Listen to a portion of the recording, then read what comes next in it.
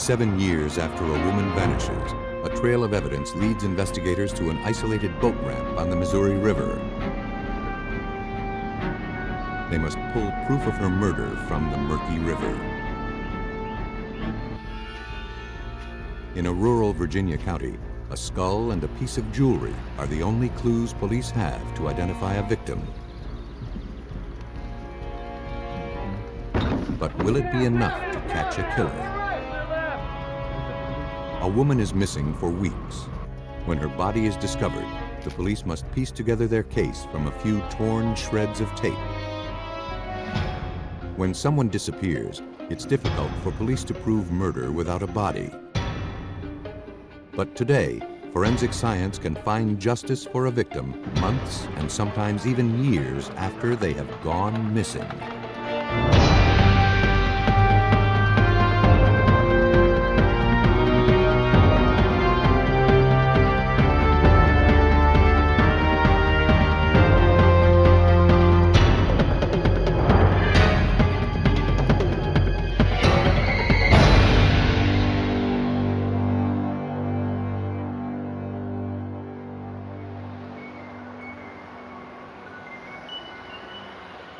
Maryville, Missouri is a small Midwestern town.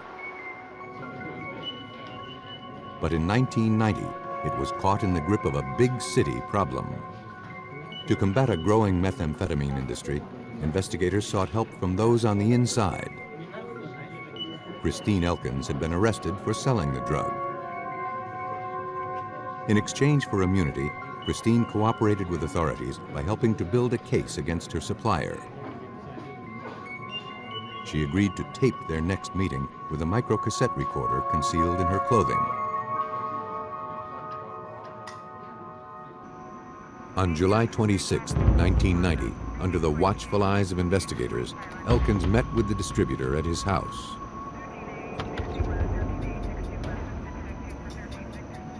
You got the stuff? From the moment she walked in, Tony Emery, her dealer, was suspicious. What are you doing? He grabbed Christine and searched her. I don't know what you're talking about. I know you are. He threatened to kill her if she ever betrayed him. When you cool off, okay? Agent Mike Schmitz headed up the case for the Bureau of Alcohol, Tobacco, and Firearms. She came back afterwards extremely upset, stating that he knew that I was wired. He attempted to locate the recorder.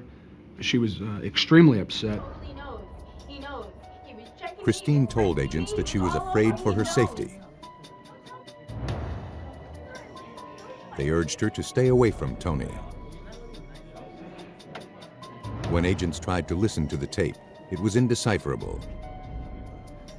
The case against Tony Emery would have to be made on informant testimony. A few weeks before Christine was scheduled to testify against him, police received a call from her mother. She hadn't heard from her daughter in several days, and she was worried. A search of Christine's house indicated no sign of a struggle. Her car, a maroon Oldsmobile, was gone. Missouri State Police worked with the ATF on the Emery narcotics case. Investigator Larry Bodenhammer. Well, the investigation changed after her disappearance because after a period of time, it was like, well, where is she? You know, what has happened to her? Has she left on her own accord, or has something happened to her? Investigators interviewed Christine's friends and acquaintances. One friend told police she'd seen her around 10 o'clock the night she disappeared. Christine had asked her to watch her son for a few minutes while she met someone. Christine made a chilling prediction as she left. If she wasn't back in a few minutes, she'd be in the morgue. No one had seen her since. All right, I need to bring everybody up to date. The ATF and the police now suspected that Tony Emery was behind her disappearance. He had a strong motive, but without evidence of an actual crime, authorities could not prove his involvement. 3 weeks later, Maryville police received a tip from a federal drug enforcement agent in Colorado. Sergeant Strong. A methamphetamine manufacturer facing time in federal prison wanted to make a deal. Get our plans together and stuff. He claimed he knew about the murder of a female informant in Maryville. All right, that'll work. Investigators Talk to you later. feared he was referring to Christine Elkins. Maryville police and ATF agents flew to Colorado to question James Witt. He told them he manufactured methamphetamine for Tony Emery and his cousin Herb Emery. He said he'd heard the two men talking about killing an informant in Missouri. In exchange for leniency, Witt agreed to meet Herb Emery and wear a wire. Authorities hoped their conversation would provide details of the alleged murder and possibly lead them to Christine Elkins.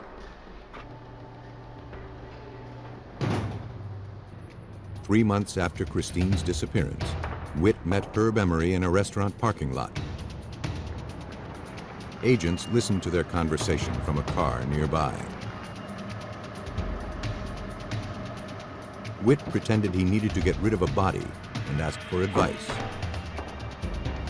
Herb Emery told him the best way to dispose of a body was to put it in the trunk of a car and sink it in a rock quarry. It was investigators' first clue. Using detailed maps, they identified rock quarries deep enough to conceal a car. But the Midwest, famous for its native limestone, had literally hundreds of quarries. To narrow their search further, they had to think like a killer. If you've got a person in the trunk of the car, what would you do? Would you drive a long ways when it wasn't your car? You could break down. If you were to find a rock quarry, it would have to be something close. It would have to be something that you didn't have to drive. It's a very wet season. You wouldn't have to drive through a field because you might get stuck. They focused on a 75-mile radius, but that still left hundreds of possibilities. Over the next several months, investigators systematically searched those rock quarries for a car containing a body. They found nothing. The ATF, the Missouri State Police, and Maryville Police considered the Emerys dangerous, but lacked sufficient evidence to support a murder charge. Setting up a task force, investigators devised a strategy to get them off the street until they could prove murder. Federal agents again used James Witt, this time to set up a methamphetamine buy. Herb and Tony Emery met Witt at a prearranged location. Agents observed as Tony Emery gave Witt $20,000 for several pounds of the drug. ATF, on the floor! They moved ATF, in on the to make floor. the arrest. Don't move. Get on the floor right now. In the summer of 1991, Herb and Tony Emery were convicted of conspiracy to keep and sell methamphetamine. They were sentenced to 9 years in a federal penitentiary. With the Emerys in prison, authorities were able to focus on the disappearance and possible homicide of Christine Elkins. According to Maryville police investigator Randy Strong, Tony Emery was a dangerous man to cross. The community had a great fear of Tony Emery. If we had a witness to him doing a crime, they simply wouldn't come forward, or they would back out of the case. No one wanted to talk about it because they were afraid of what he might do to them. But with the Emery cousins safely behind bars, authorities hoped their associates would no longer be afraid to talk. And they had a lead. In their taped conversations, Herb Emery had told James Witt about a third man who was present the night of the murder.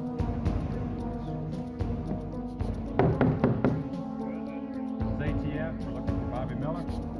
Bobby Miller was a friend of Herb's in Colorado. But when investigators tried to question Miller, they got nowhere. Even from prison, the Emerys cast a frightening shadow. Investigators went to one of the Emery's rental properties mentioned in a monitored conversation between Herb Emery and James Witt. They suspected that this was the site where Christine had been murdered. The woman who answered the door confirmed that she rented the house from the Emerys. Once inside, investigators were dismayed to find the house had been gutted and remodeled. Yeah, everything. Well, If Christine had been murdered on the premises, all evidence of the crime had been destroyed. Out of options, the investigators re-examined their case files, looking for a clue, something they might have missed the first time, that would link the Emerys to Christine's murder. Investigators found phone records linking Bobby Miller to Herb Emery around the time Christine disappeared. They also learned that Bobby Miller had rented a truck near Maryville the night Christine was last seen. It suggested his involvement, but they had to find a way to get him to talk. Yeah, this is pretty creepy. In September 1996, 6 years after Christine's disappearance, police went back to Miller. Okay, Bobby, you know why They you're offered here him today. immunity in exchange for his testimony. And your attorney has given us On the permission advice to of his get your attorney, statement. Miller took the deal. Really pin all this down. Miller admitted he was outside Herb Emery's rental property the night Christine Elkins disappeared. He said he watched her go inside, where Herb and Tony waited. When he heard screams, he panicked and drove off. Investigators believed they knew what happened next. But without a body, making a murder case against the Emerys would be difficult, if not impossible. 7 years had passed since Christine Elkins' disappearance. The ATF and the Maryville, Missouri police had Bobby Miller's account of her murder, but no evidence to back it up. Either one of these two. And they were running out of time. The suspects in her disappearance, Tony and Herb Emery, were about to be paroled from prison. Determined to prevent their release, authorities scrutinized every facet of their case. They decided to take a closer look at the Emery's associates. Dana Kleiser wasn't directly involved with Emery or his drug ring. In fact, investigators interviewed him only because Tony had once dated his sister. According to Kleiser, Tony Emery arrived at his rural home the night Christine disappeared. He asked to borrow some gas, then asked Kleiser to show him a nearby boat ramp. Wary of Emery's reputation, Kleiser didn't ask any questions, but led him to a boat ramp on the Missouri River.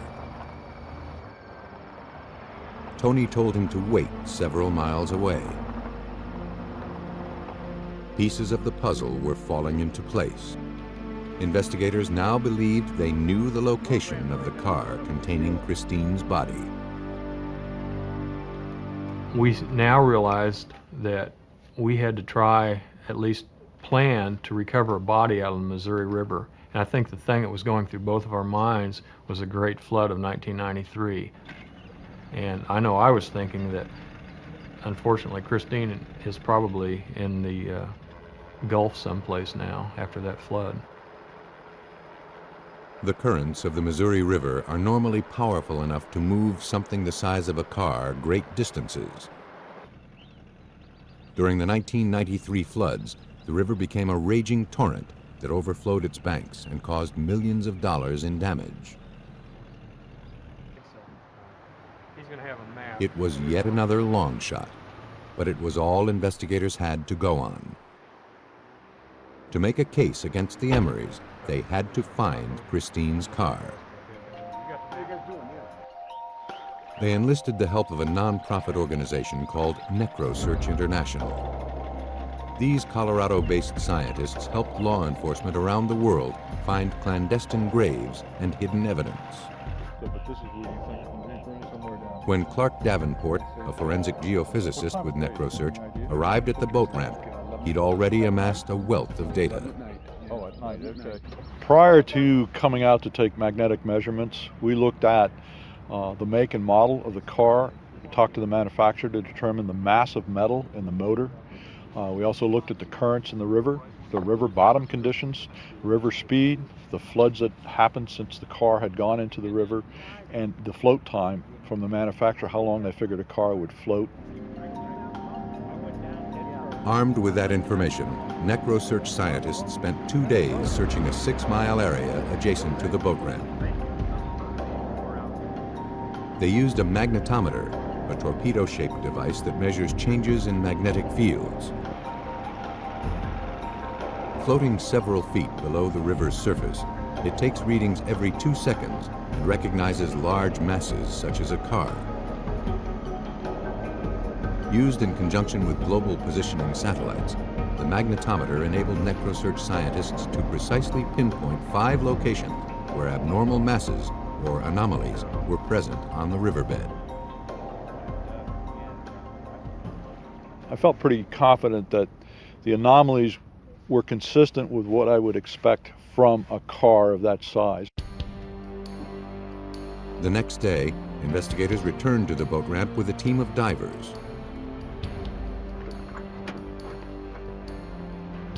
Fighting the murky river's current, the divers searched the 5 areas Davenport pinpointed as likely locations for the car.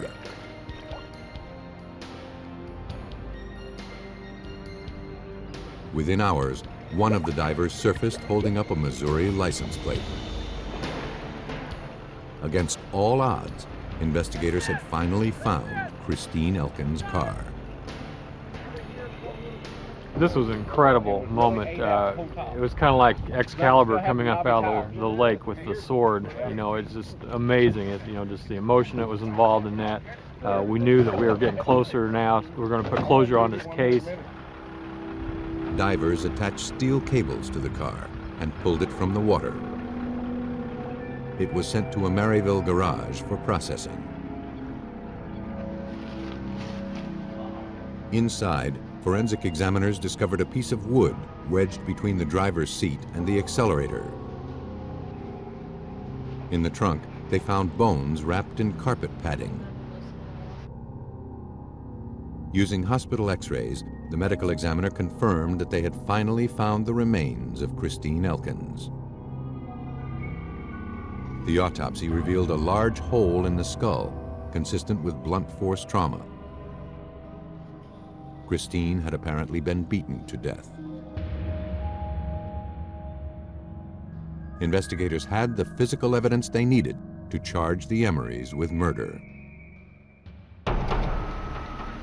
They believed Tony found out Christine was going to testify against him and offered her money to disappear. She was too terrified to turn him down. But when she went to the house that night, the Emorys had other plans. Once inside, Tony and Herb attacked Christine. Tony dealt the lethal blow, striking her in the head with a heavy flashlight. Her body was wrapped in carpet padding, put in the trunk of her car, and driven to the boat ramp. There, Tony rigged the accelerator and sent the car down the ramp into the river. Herb Emery pled guilty to murder and was sentenced to 22 years in prison. Tony Emery was convicted of first-degree murder and sentenced to life in prison without the possibility of parole.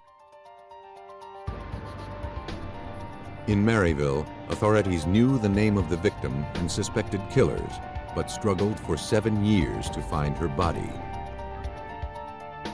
In a rural Virginia county, investigators had to identify a body before the search for a murderer could even begin.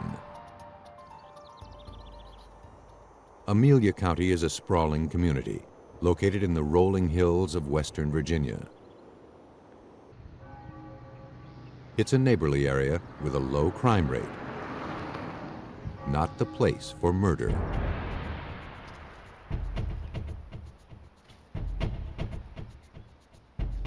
In 1990, while hunting for deer, a man made a gruesome discovery.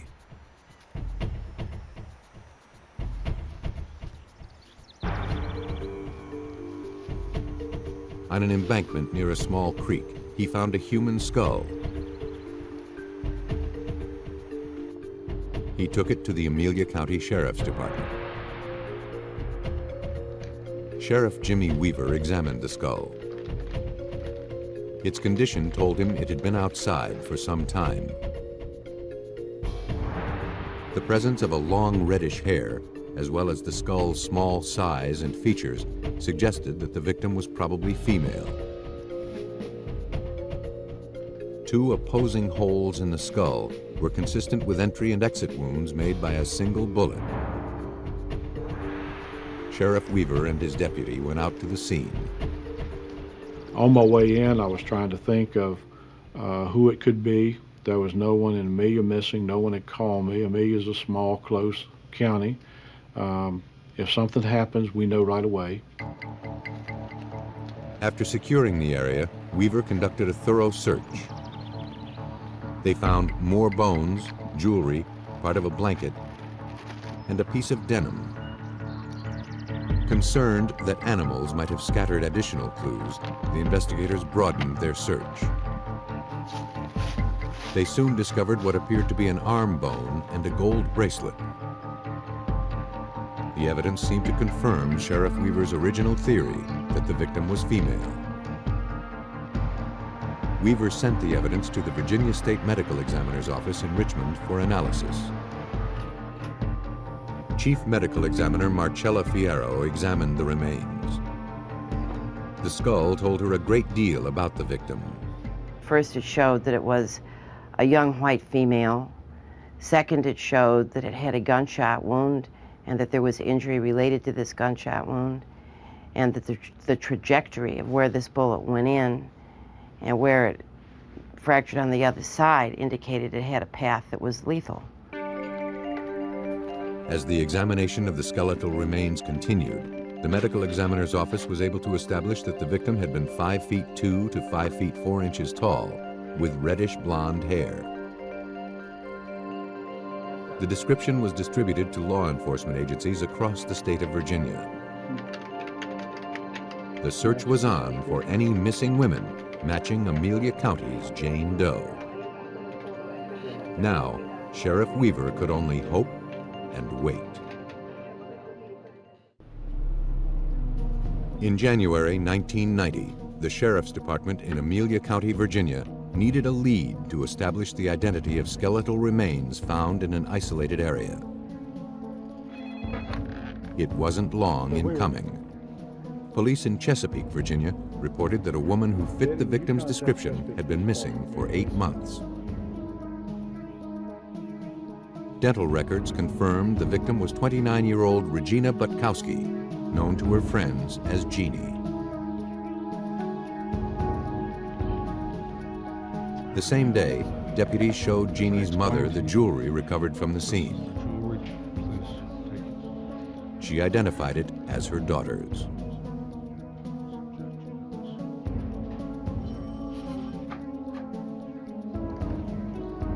Chesapeake police forwarded the Butkowski case files to Amelia County. As Weaver reviewed them, he learned the circumstances of Jeannie's disappearance. On the evening of May 6, 1989, Jeannie's roommate discovered that the front door of their house had been kicked in. Concerned, she checked the parking lot for Jeannie's car. It wasn't there. She called Jeannie's mother, who said she'd last spoken to her daughter at 10:45 the night before. One fact in the police files immediately caught Sheriff Weaver's attention: Jeannie's stormy relationship with a man named Pernell Jefferson. Jeannie had met Jefferson at a local gym. He became her personal trainer, and the two dated for several months. When Jefferson became too possessive, Jeannie tried to distance herself from him, but he refused to back off. One of the things that he had somewhat of obsession with was with Regina. He was not going to accept the fact that she wasn't his.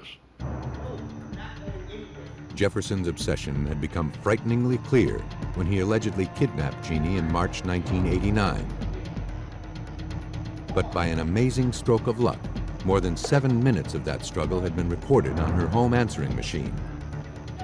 It was a very dramatic tape. No one really knew how it was recorded, but it was. And it was a situation where you would hear her telling, "No, Purnell, don't hurt me, don't do things."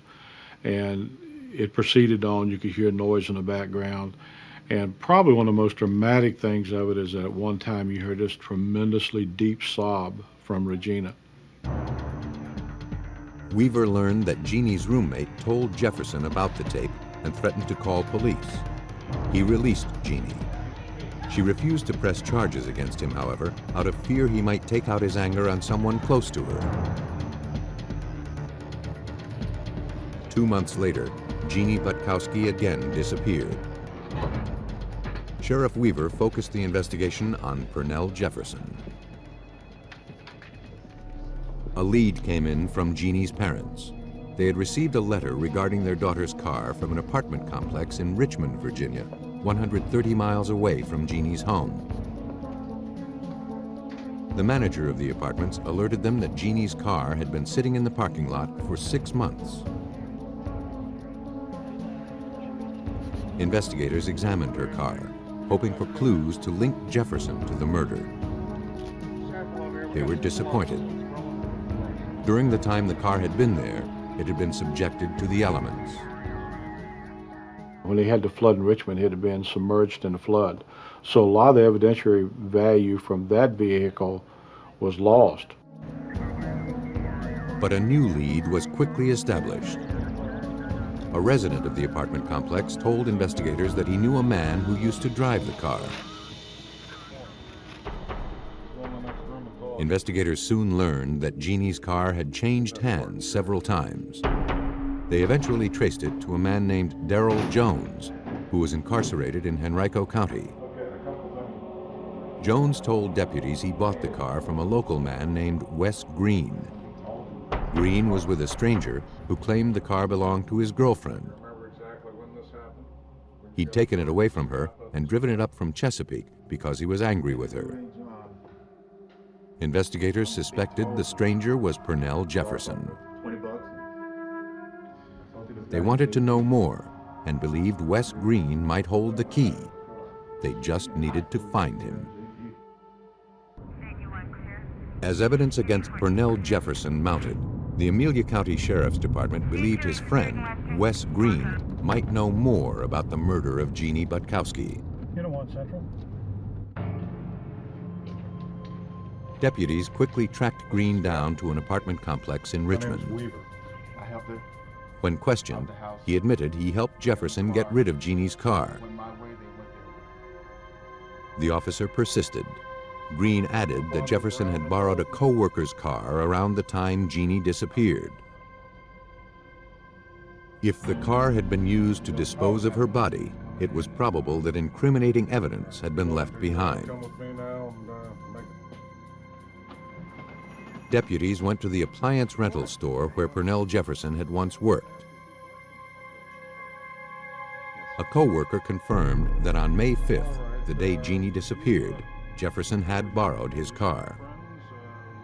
He didn't return the vehicle until late that night. A few days later, Jefferson went to lunch and never returned. Investigators obtained permission to search the employee's car. The search yielded incriminating results. Technicians found traces of lime, a corrosive substance that hastens decomposition. More importantly, they found a reddish blonde hair similar to the one found on Jeannie Butkowski's skull. The hair was sent to the crime lab for analysis. A comparison indicated the two hairs were consistent in texture and color. Investigators now had their first physical evidence connecting Jefferson to Jeannie Butkowski's murder. Sheriff Weaver swore out a warrant for the arrest of Pernell Jefferson on capital murder charges. Authorities traced Jefferson to Stuart, Florida, where he'd moved shortly after Jeannie's disappearance. Get out! All right! Clear left! Move! Clear! On February 3rd, 1990, a SWAT team burst into the suspect's home to find him hiding in a closet. They quickly took him into custody. Don't move. 5 months later, Jefferson was extradited to Amelia County to stand trial for murder. Based on the evidence, investigators pieced together the events of the night Jeannie Butkowski died. On May 5th, 1989, Pernell Jefferson and Wes Green drove from Richmond to Chesapeake and broke into Jeannie's house as she slept. Jeannie struggled with Jefferson, who dragged her outside. He forced her into her own car and sped away. Green left separately.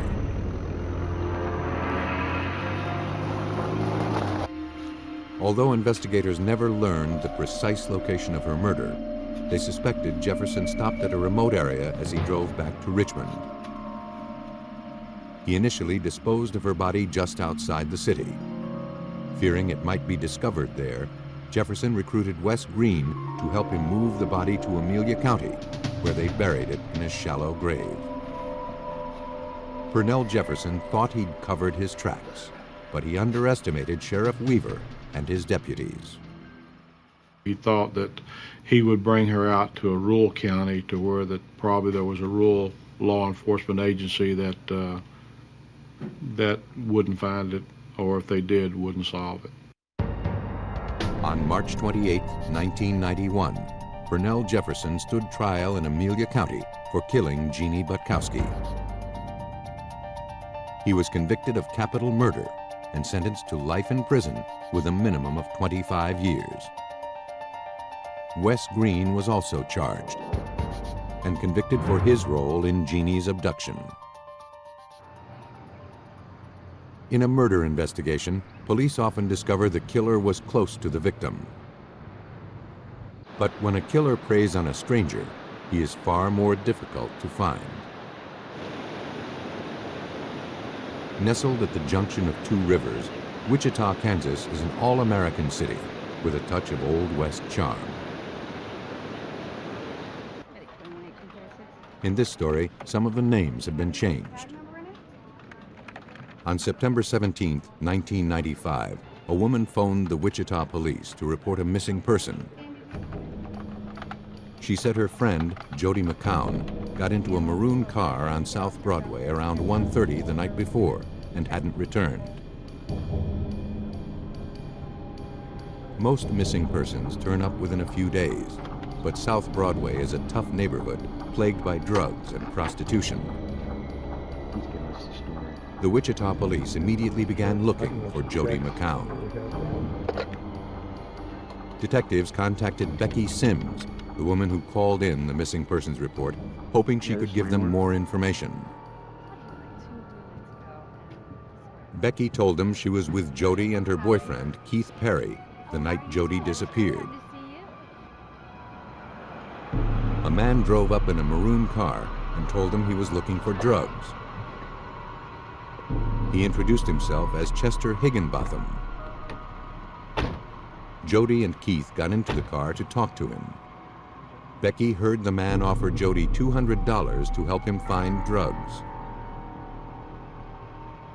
Jody was reluctant, but Keith said they needed the money. He took $100 and got out of the car. Detective Dana Gouge recalls Becky was uneasy about the unusual circumstances of Higginbotham's request. She was very suspicious of the situation because of the amount of money that was offered to Jody in this situation. She found it very strange. So strange that she wrote down the tag number of the car. Investigators traced the license plate to a resident named Matthew Murphy, who lived in the nearby town of Newton.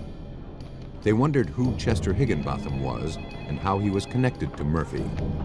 They ran a background check on the two men. I'm working on that now. They also ran a background check on Jody's boyfriend, Keith Perry. They soon learned he had several outstanding drug warrants. During questioning, Perry confirmed Becky Sims's account of Jody's disappearance, with one major difference. He denied encouraging her to join Higginbotham in the car. Suspicious of Perry's involvement, detectives obtained a warrant to search his apartment. They didn't find anything to implicate him, but collected various items for possible DNA testing later. By now, investigators had the results from the background checks on Chester Higginbotham and Matthew Murphy. A comparison of fingerprints, photographs, and DMV records proved that Matthew Murphy and Chester Higginbotham were the same man. He had arrest records for burglary and theft going back many years under both names. In fact, there were several burglary charges pending against the Murphy alias in Kansas, as well as other states. The identity change and arrest records made Lieutenant Ken Landwehr of the Wichita Police Department highly suspicious. When we find out that Matthew Murphy is an alias for Chester Higginbotham, it's again a clue that's going to show us that he's trying to hide his background, which has to mean that if he's hiding his background, there's probably something there that's more serious than burglaries and thefts. Police called Higginbotham, who readily admitted he picked up Jody McCown on September 16th. But he said he dropped her off later and hadn't seen her since. Despite his claim, police were anxious to question him and search his residence. We had hopes of being able to look through his house, try to determine whether or not he may have been involved in this, and also we had hopes that we would be able to find Jody alive. Because Higginbotham was the last person seen with Jody, investigators were able to obtain a search warrant. Whatever he was hiding, investigators hoped to find the answers in his house. Wichita and Newton, Kansas police struggled to solve the disappearance of 28-year-old Jody McCown. She was last seen with a man named Chester Higginbotham. When investigators arrived at Higginbotham's house, nobody was there. Armed with a warrant, they began searching for clues. Detective T. Walton found nothing to suggest murder. We were picking up fibers from carpeting. We were looking at his boots and his shoes. We were looking for a body, but we did not find a body inside the house. Investigators were pondering their next move when a car pulled up in front of the house and a couple got out. The man calmly identified himself as Matthew Murphy and asked what was happening. Investigators produced a warrant and brought them to the station for questioning.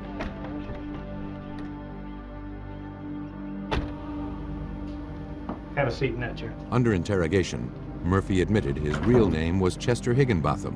All right, Mr. Murphy, we're here to ask you a few questions. He claimed he assumed an alias when he and his wife were placed into the federal witness protection program. According to Higginbotham, they were both witnesses in a mob-related murder case. Higginbotham reiterated his original account, that he picked up a girl fitting Jody McCown's description on September 16th. He said she was leaving town, so he dropped her off at the bus station around midnight. Okay, we want you to. To detectives, his story didn't quite ring true. His times of dropping Jody off were not consistent with the times that our bus stations were open here in Wichita, either the city buses or the trailway buses. By going in and questioning him about that, he was still insistent that that's what he did. We knew that that could not have been true. At the investigators' request, Higginbotham agreed to submit blood, hair, and saliva samples in the event a DNA comparison was called for in the future.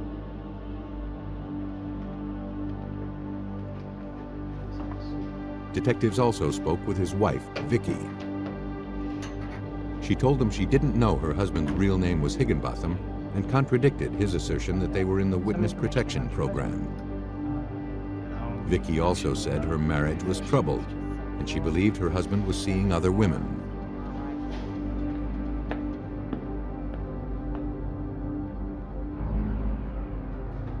When asked about the night Jody McCown disappeared, Vicky said she came home from work and found a note from her husband.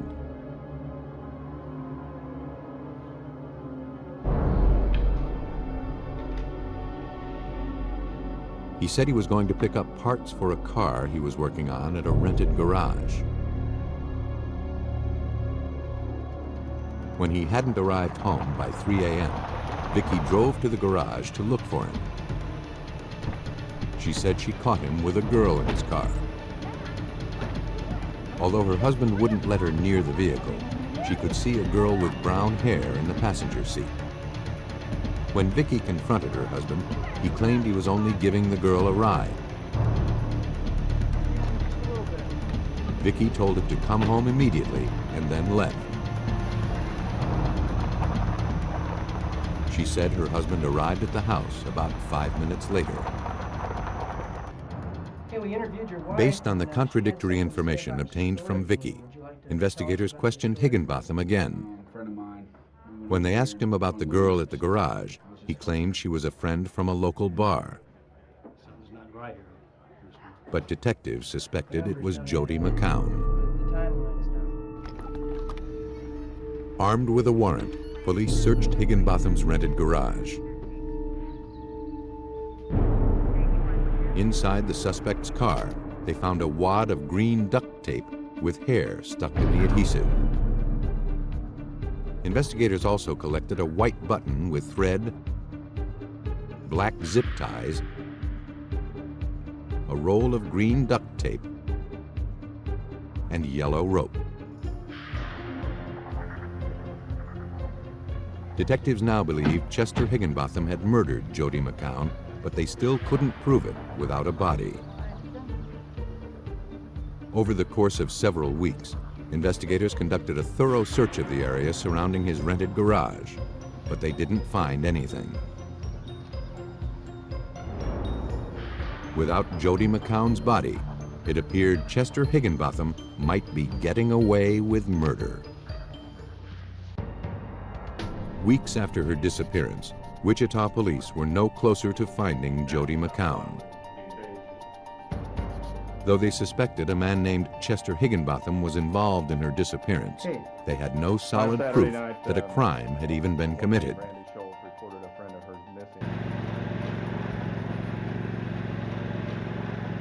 On October 11th, nearly a month after Jody's disappearance, a county groundskeeper working on the outskirts of town made a grisly discovery. The decomposed body of a woman lay in a ditch by the side of the road.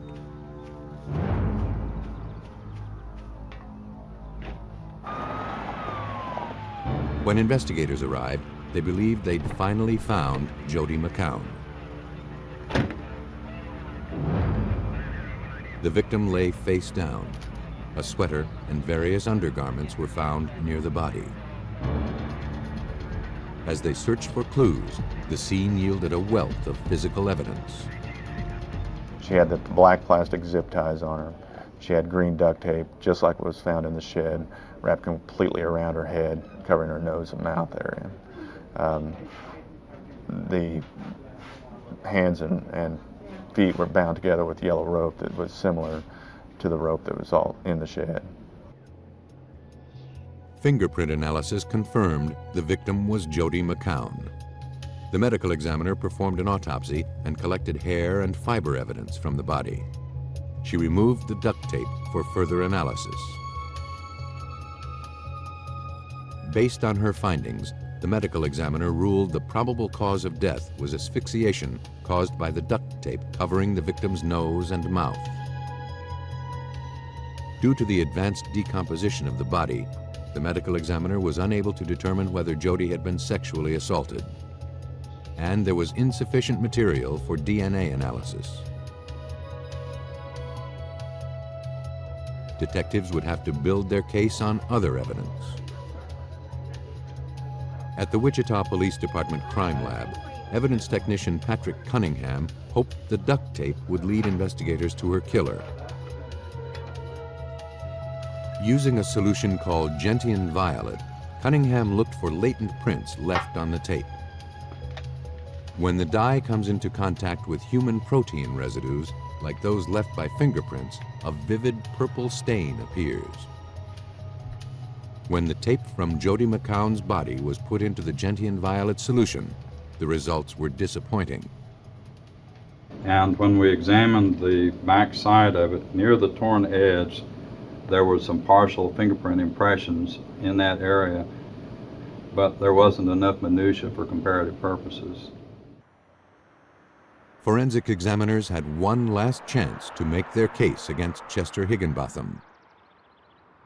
At the Sedgwick County Regional Forensic Science Center in Wichita, forensic examiner Gary Miller would use fracture analysis to try to prove the duct tape from Jody's body came from the roll of tape in Higginbotham's rented garage. First, he painstakingly separated individual pieces from the tape recovered from Jody's body. Then, he analyzed the torn edges to establish the sequence in which the pieces had been torn from the roll. Upon aligning the torn edge, we can go and see that the fractures, such as a jigsaw puzzle, fits together, but we're also able to align that the spacing between these threads are consistent, and visually we can tell from the color they are consistent. Miller's analysis proved that the roll of duct tape collected from Higginbotham's garage had been used to bind Jody McCown. Forensic scientists also compared fibers recovered from the victim's clothing with carpet fibers taken from Higginbotham's car. Under a microscope, the texture and color of the fibers were consistent. Detectives had finally established physical links between Jody McCown and Chester Higginbotham. Scientists then compared the button and thread found at the garage with those on Jody McCown's shirt. They carefully measured the buttons, noting similarities in size, design, and material. The threads from the garage and the victim's shirt were consistent. In the end, forensic science had given detectives enough evidence to make a homicide charge stick. Based on the evidence, police reconstructed the sequence of events on the night Jody was murdered. They believe Chester Higginbotham took Jody McCown to the rental garage.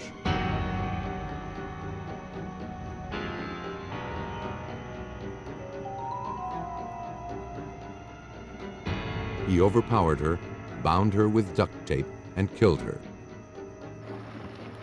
He then disposed of the body in a ditch by the side of the road. Chester Higginbotham, also known as Matthew Murphy, was convicted of first-degree murder and kidnapping. He was sentenced to 40 years without the possibility of parole. Once, time and the elements could destroy evidence linking a killer to his victim. But forensic technology has found new ways around these obstacles. Investigators can overcome impossible odds and bring justice to murder victims who were long considered missing.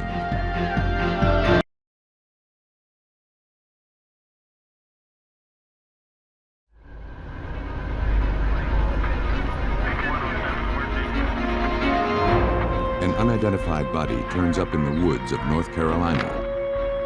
With no motive and no suspects, investigators struggle to find the killer.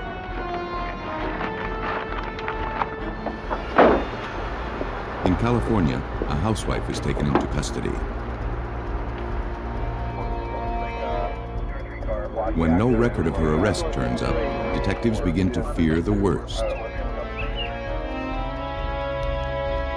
A tragic horse accident ends the life of a Montana woman. But examiners uncover the markings of murder. When a crime scene yields vague clues, detectives must piece together their case through other means.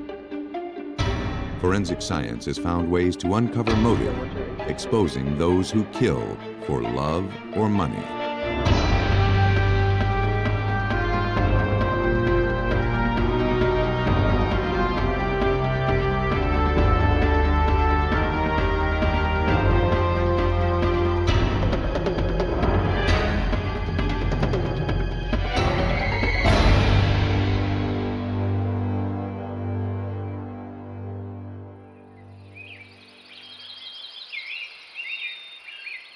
North Carolina's northwest corner is dominated by rugged terrain, its landscape untouched by the problems of city life. That was about to change. On January 7th, 1994, a Department of Transportation worker surveyed some land near a rural highway.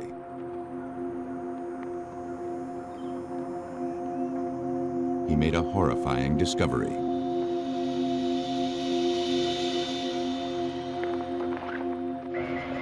Investigators from the Watauga County Sheriff's Department were called to the scene. Hidden among the overgrowth, they found a body. Though the cool weather helped preserve the body, investigators determined he had been there for some time. The victim, a male in his 30s or 40s, had gunshot wounds on the left temple and right side of the neck. The body was completely nude, except for a watch and ring on his left hand. But other than the jewelry, there wasn't much evidence to identify the victim or tie him to his killer. Investigators scoured the scene around the body, searching for any scrap of evidence. A few feet from the body, they found a piece of black electrical tape. The single strand of tape was collected and sent to the crime lab for analysis. Captain Paula Townsend worked the case. Hoping to identify the John Doe, she entered what little information she had into the police database. We knew that we did not have any outstanding missing persons in our county, so we would have to make some effort to locate a missing person from another area and determine his identity. They didn't have to wait long. Later that evening, detectives got a call from police in nearby Salisbury. A man in their town had been reported missing several weeks before. He fit the description of the dead body found along the road. His name was Victor Gunnarsson. Salisbury police agreed to forward their case file. An autopsy showed that 2 bullets to the head had ended the victim's life. Analysis of the stomach showed the presence of undigested potatoes, eaten within 5 hours of his murder. Thank you. Townsend searched through Gunnarsson's case file, looking for any clue that could help her identify him as the victim. There was nothing conclusive. But if Gunnarsson was the victim, Townsend learned he had a sensational past. Victor Gunnarsson was actually a Swedish national. He had come to the United States seeking political asylum because he had actually been criminally charged with assassinating the Prime Minister Olof Palme in Sweden a few years earlier. Gunnarsson had been held as the primary suspect in the assassination, but was released when no witnesses could identify him as the killer. Watauga investigators were having a similar problem. To confirm that the body was his, investigators requested his fingerprints, which were on file at Interpol. A week after the body was found, the prints arrived in North Carolina. They matched. Now, police had to determine why someone wanted Victor Gunnarsson dead. His notorious past could not be ignored. When we learned about what had happened to him in Sweden, we didn't know if it was related or not. We did have to consider that possibility that there was some political motivation in his death. The small-town murder had huge international implications. But as investigators probed Gunnarson's final days, they learned he had other problems close to home. In January, having heard about the case on the news, a woman named Kay Whedon came forward to make a statement. She'd met Gunnarsson on Thanksgiving and had been out with him several times that week. About 2 months ago. But after their last date on December 3rd, she hadn't heard from him again. Friend is dead. That night, he'd taken her out to dinner. Whedon confirmed that Gunnarsson had eaten a baked potato at that time. Based on the autopsy results, investigators knew that this was his last meal. After dinner, Whedon invited him back to her place. But they were not alone. Whedon's ex-boyfriend, L.C. Underwood, and a friend named Shelley Thompson cruised by the house around 11 p.m. It wasn't a friendly visit. Kay Whedon described her stormy 2-year relationship with Underwood to police. Though they'd broken up, he refused to let her out of his life. He had stalked her for some time. He was very jealous and obsessive. There were several incidents where he had confronted her when she was with another date. And the fact that he drove by on the night of December 3rd when Victor Gunnarsson was in her house caused him to be a suspect in this case. The theory that Gunnarsson was the target of a political assassination was losing its credibility. L.C. Underwood's obsessive jealousy made him a prime suspect in the Swede's murder. But it wouldn't be an easy case to pursue. In addition to being a suspect, he was also a cop. L.C. Underwood had been in law enforcement for 19 and a half years. He began his law enforcement career in Wilkesboro, North Carolina, and he later moved through a couple of other agencies before he finally moved to Salisbury, and he had been a police officer in Salisbury for about 8 years. Pointing the finger at a police officer is tricky business. If investigators' suspicions about Underwood were wrong, they'd be destroying a colleague's professional and personal life. But if they were correct, they'd be fighting an uphill battle against someone who knew how to hide evidence. To make their case, investigators would have to stay one step ahead of Underwood. Instead of confronting him directly, detectives began by questioning the people around him. Shelley Thompson had been in the car when the suspect drove by Whedon's house. Underwood had told her that he was doing a favor for a friend when he drove by and jotted down Gunnarsson's license plate number. Thompson said that when they returned to his house, he called the station and asked a colleague to run the plates. Had you had any contact? Investigators confirmed that Underwood was given Gunnarsson's name and address that night. Do you have the time to do that now? The information was enough for police to obtain a warrant to search Underwood's home.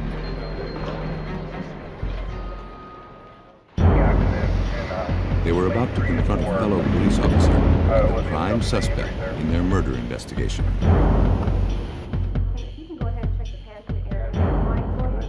As they searched his house, investigators asked Underwood what he knew about Victor Gunnarsson's murder. Not only did Underwood deny any knowledge of the crime, he claimed he'd never even heard the name before. The suspect had just been caught in a lie. But that didn't prove murder. Investigators needed solid physical evidence to connect him to the crime. The initial search of the immaculate home contributed nothing to the case. If Underwood had killed the Swede, he was too smart and too organized to leave a smoking gun. The only way to catch him would be to find less obvious clues in unexpected places. Behind the washing machine, they noticed something they had seen before. A piece of black electrical tape, like the one found near Victor Gunnarson's body. It appeared the meticulous cop had underestimated his colleague's determination. Watauga County, North Carolina police struggled to solve the murder of 38-year-old Victor Gunnarson. In the home of the prime suspect, police officer L.C. Underwood, Here, come on back over here. investigators found a critical piece of evidence, black electrical tape. One particular piece of tape that was found on the back of Underwood's dryer in his utility room was consistent in several ways with the tape that was found at the crime scene near Victor Gunnarson's body. The unlikely clue was turned over to the Trace Evidence Department at the North Carolina State Bureau of Investigation. Technicians compared the sample with the tape found at the crime scene. Trace evidence expert Troy Hamlin studied and compared the characteristics of the two samples. The physical dimensions were compared, the width, the thickness, the composition was also compared, which were inorganic and organic characteristics. All of these were consistent with one another, and therefore those two items of evidence could have originated from the same roll of tape. It was a key finding, but the case against Underwood couldn't be made on the tape evidence alone. Detectives needed something to physically link the suspect directly to the victim. Glove box papers out. They obtained a warrant to search his car. That right there. But like his house, the vehicle was impeccably clean. Even the trunk was spotless. Still, investigators refused to simply walk away. The trunk liner was removed and sent to the lab for closer analysis.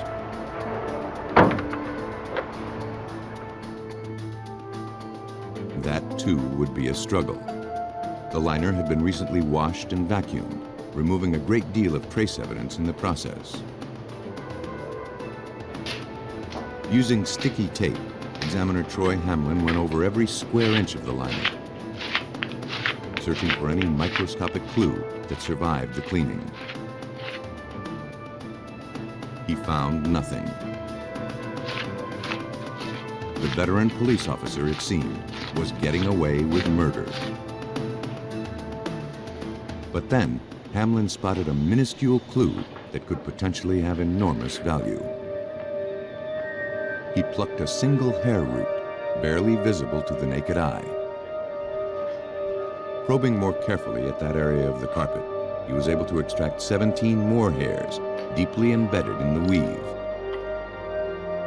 Hairs collected from the victim and those found in the carpeting were mounted on slides and analyzed under a comparison microscope. The microscopic analysis showed that the hairs were physically indistinguishable. Detectives finally had the break they needed.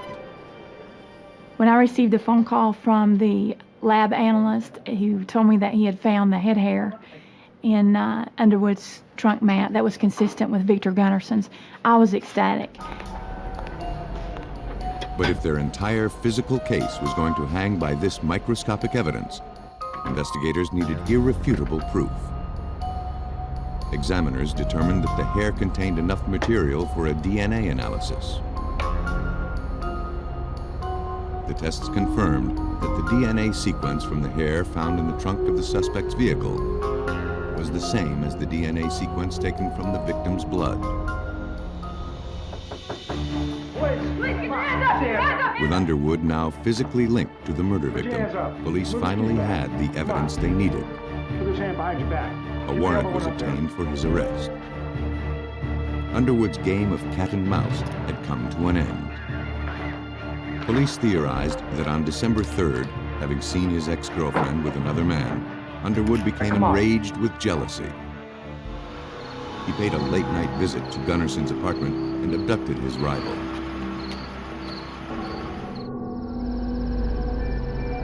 With his victim tied up inside the trunk, Underwood drove for over an hour before arriving at Gunnarson's final destination.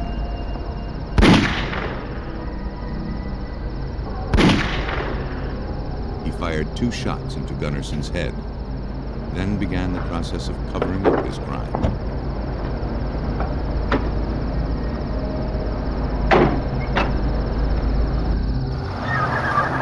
In July of 1997, L.C. Underwood was found guilty of first-degree murder and sentenced to life in prison.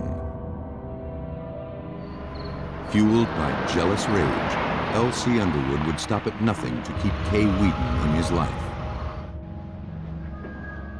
Others will use manipulation and murder as a means to satisfy their desires. An hour north of Los Angeles, the Pacific Coast Highway winds its way through Ventura, a city of beautiful beaches, a thriving harbor, and a close-knit community. On May 6, 1996, Michael Daly contacted the Ventura Police Department to report his wife Sherry missing. He told police that his wife had driven their boys to school early that morning. When it came time to pick the children up 3 hours later, she didn't show.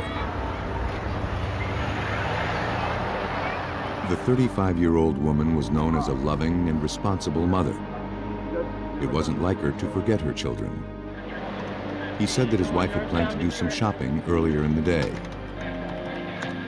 No one had heard from her since. Detective Sean Conroy of the Ventura Police Department worked the case. He knew from experience that Sherry may have gone missing on purpose. Well, the reaction to any missing persons case is generally, if a full-grown adult is missing, it's because they want to be missing. But concerned family members didn't believe that Sherry would leave her children. They drove around town until they spotted Sherry's van in the parking lot of a discount store. They contacted police. Inside the vehicle, investigators found her keys, purse, and a Mother's Day gift she'd purchased at the store. There were no other clues, nor any indication of a struggle. The following day, detectives convened for their regular weekly meeting. One of the officers mentioned that a Ventura resident had called in about having seen a strange arrest the day before. It was in the same parking lot where Sherry Daly's van was found.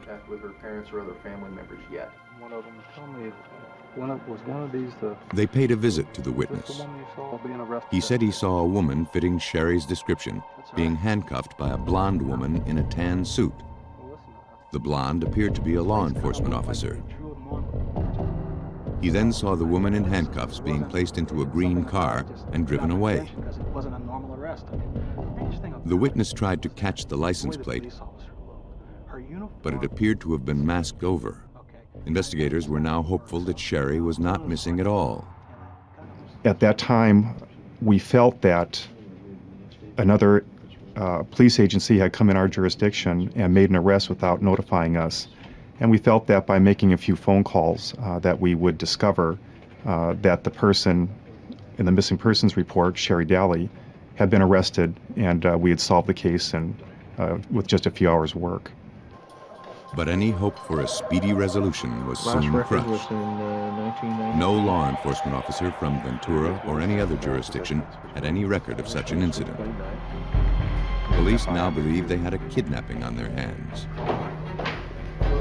And with no communication from the kidnapper, they feared they might also be looking at a homicide. Detectives wanted to interview Michael Daly in greater detail, but when they went to talk to him, they found him with another woman. Her name was Diana Hahn. Both were brought in for questioning. Tell me about your day yesterday. Detective Skip Young interviewed Michael Daly.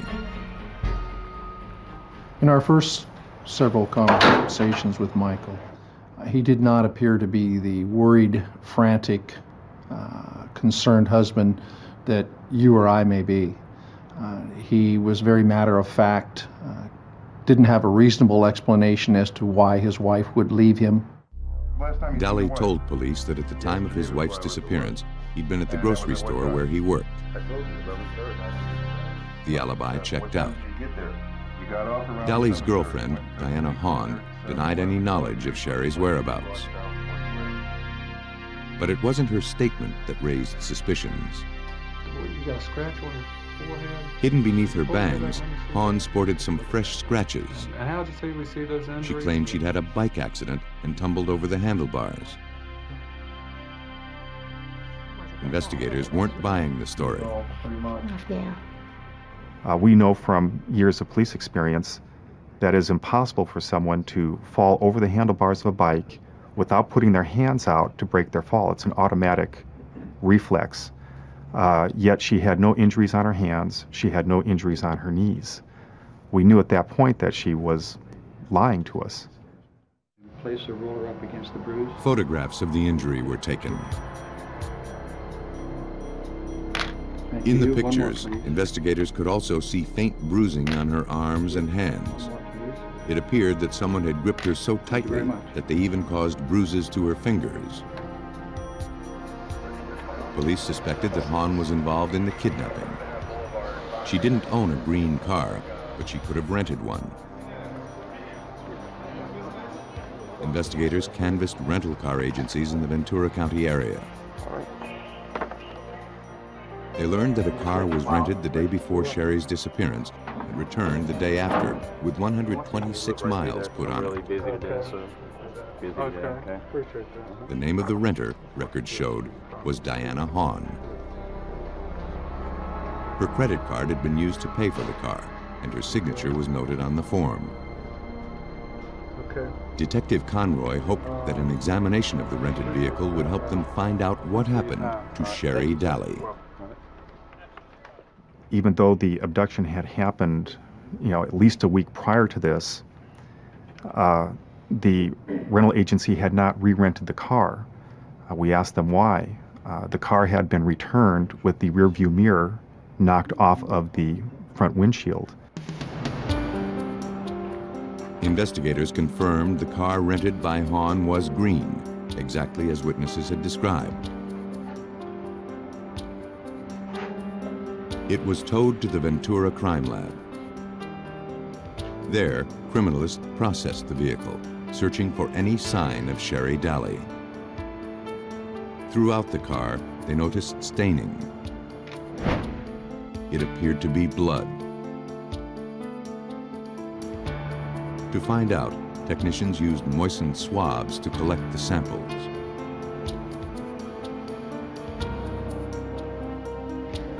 In the lab, the samples were placed in a tube with a chemical that reacts to blood. If blood is present, the swab turns bluish-green. Using this method, Ventura Police Detective Harry Scott got many conclusive results. We found that there was blood on the passenger handle, the door handle on the inside. We found blood and where it had been washed up on the ceiling or the headliner area of the car, and also some blood in the trunk of the car. Lab work confirmed that the blood was human, but there, investigators reached a dead end. Though they suspected the blood was Sherry's, they had no record of her blood type. But science has new ways around that obstacle. Technicians took blood samples from Daly's parents. From these, they generated DNA barcodes and compared them against the DNA rendered from the blood in the car. The results were unmistakable. The blood found in the car had come from the biological child of Sherry Daly's parents. But it was not an encouraging finding. The presence of her blood throughout the vehicle confirmed their worst fears. It was unlikely they would find Sherry alive. Diana Hahn was now the prime suspect. But since they didn't have a body, they couldn't prove that a murder had been committed. The police weren't the only ones looking for answers.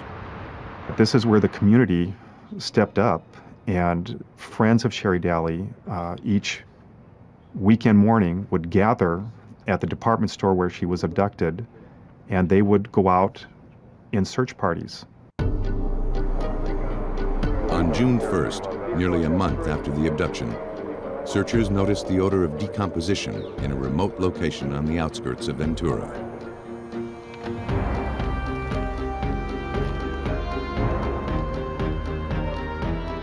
Scouring the area along the embankment, investigators found a human skull. They believed they had uncovered the final resting place of Sherry Daly. Police in Ventura, California, continued searching for Sherry Daly, a young wife and a mother of two who had unexpectedly disappeared. A month after she was reported missing by her husband, investigators believed they had finally found her. The search party combed the scene. In the area where the skull and skeletal remains were found, pieces of jewelry were also uncovered. The items were carefully collected in the hope that someone could identify them as Sherry Daly's. Investigators also found clothing identical to the outfit Sherry was wearing when she was last seen. Their condition told a lot. We were able to match the clothing to the bones, and we were actually able to determine that there were numerous stab wounds through the shirt and through the bra that showed up on the ribs of the victim. Dental records confirmed that the remains belonged to Sherry Daly. Analysis showed that whoever killed her did so with a vengeance. In addition to the multiple stab wounds, her neck had been severed with a sharp object. The medical examiner concluded that after a long, vigorous struggle, the victim had been nearly beheaded. The autopsy findings were consistent with the blood staining found in Diana Hahn's rental car. And if Hahn had endured a lengthy struggle with Daly, it would explain the scratches and bruising that covered the suspect's forehead and arms during her first interview.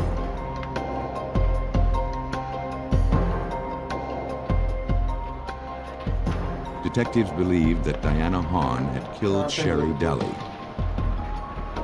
but they didn't think she had planned the murder on her own. Monthly phone totals for the last. Searching Hahn's calling card records from the day of the murder, Detective Skip Young found evidence that her lover had been in on the plot. The day of the murder, we were able to determine that there was at least 3 telephone communications from Diana Hahn to Michael Daly the morning of the actual kidnapping and homicide. One of the calls was made to him from a payphone just minutes from the ravine where the body was found. It appeared that Hahn was checking in with Daly. Police focus turned back to the victim's husband. Take a look at this one right here.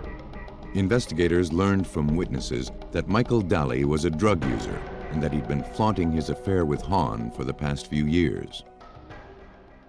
We learned from close friends and neighbors that Sherry had reportedly given Michael an ultimatum: clean up your act, knock off the drug use, drop the other woman, and supposedly Sherry was actually seeking the advice of an attorney.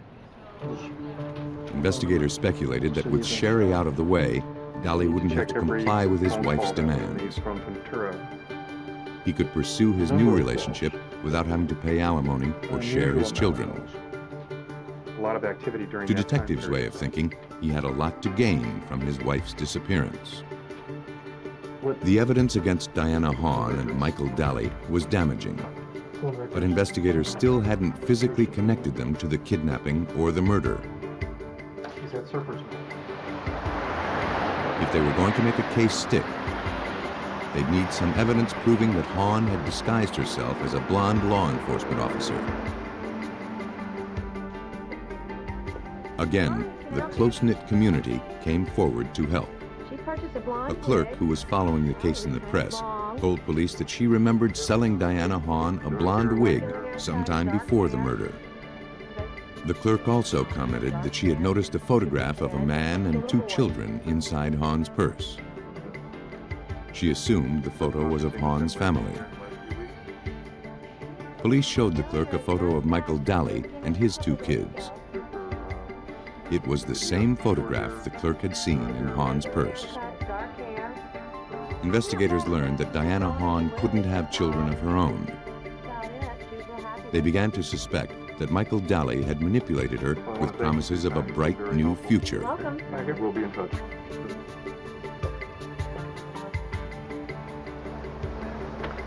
Detectives continued to build their case. They pored over Hahn's financial records, including copies of checks. 1503. One of them was written to a large discount store just days before the abduction. The list of items purchased included a piece of poster board, plastic trash bags, a 2-piece tan uniform, and a hatchet. Police obtained a warrant to search Hahn's home. They never found the hatchet or the uniform, but they did locate a piece of poster board. The barcode number on the poster board was identical to that recorded on the receipt. They couldn't understand how the board fit on Hahn's shopping list until they took a close look at the shape cut out of it. It was exactly the same shape as a license plate. That explained why witnesses couldn't see a license plate number. Hahn had covered it over with a fake.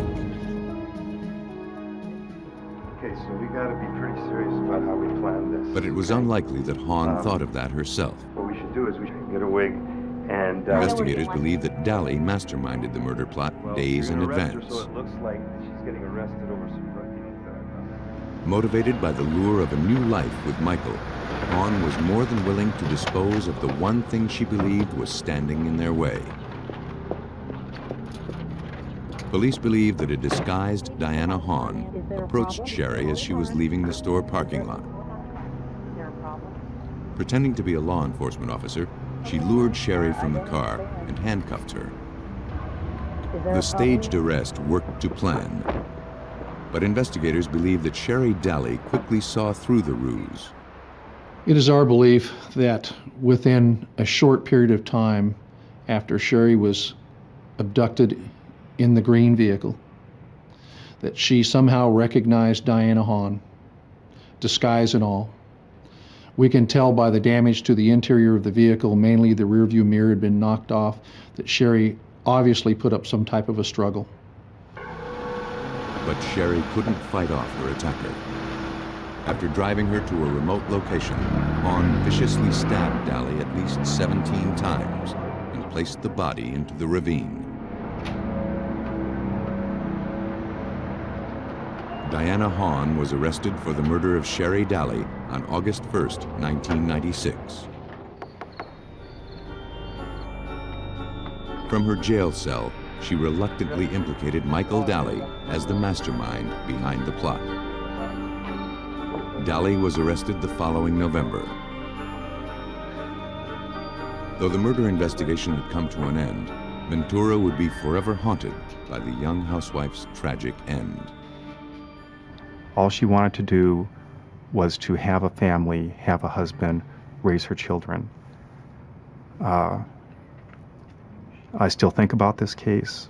I still think about what was going through Sherry Daly's mind when she realized that it was Diana Hahn behind the wheel and she was going to have to fight for her life. Diana Hahn was found guilty of first-degree murder and kidnapping. She was sentenced to life in prison without parole. Tried 6 months later, Michael Daly was also found guilty in the murder of his wife. He was also sentenced to life in prison. Diana Hahn and Michael Daly were willing to destroy a family in order to be together. When money is at stake, some family bonds can become twisted and deadly. Nestled in the Rocky Mountains of western Montana, Mineral County is known for its frontier feel. But simple lifestyles aren't immune from deadly mishaps. On November 28, 1995, Chris Hansen's wife Nanette went to the stable to feed the couple's horses. She never came back to the house. Hansen found his 34-year-old wife lying in the mud. She was cold and pale.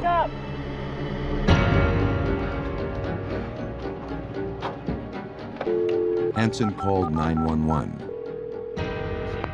He thought that maybe Nanette had been trampled by horses. It's my wife. She was either dead or dying. I think she's dead. I think she's dead. The operator immediately dispatched an ambulance. All right. When paramedics arrived, Nanette was not breathing. She had no pulse. All her husband Chris and stepson Scott could do was watch as they attempted to revive Nanette with CPR. At first, paramedics' efforts seemed promising.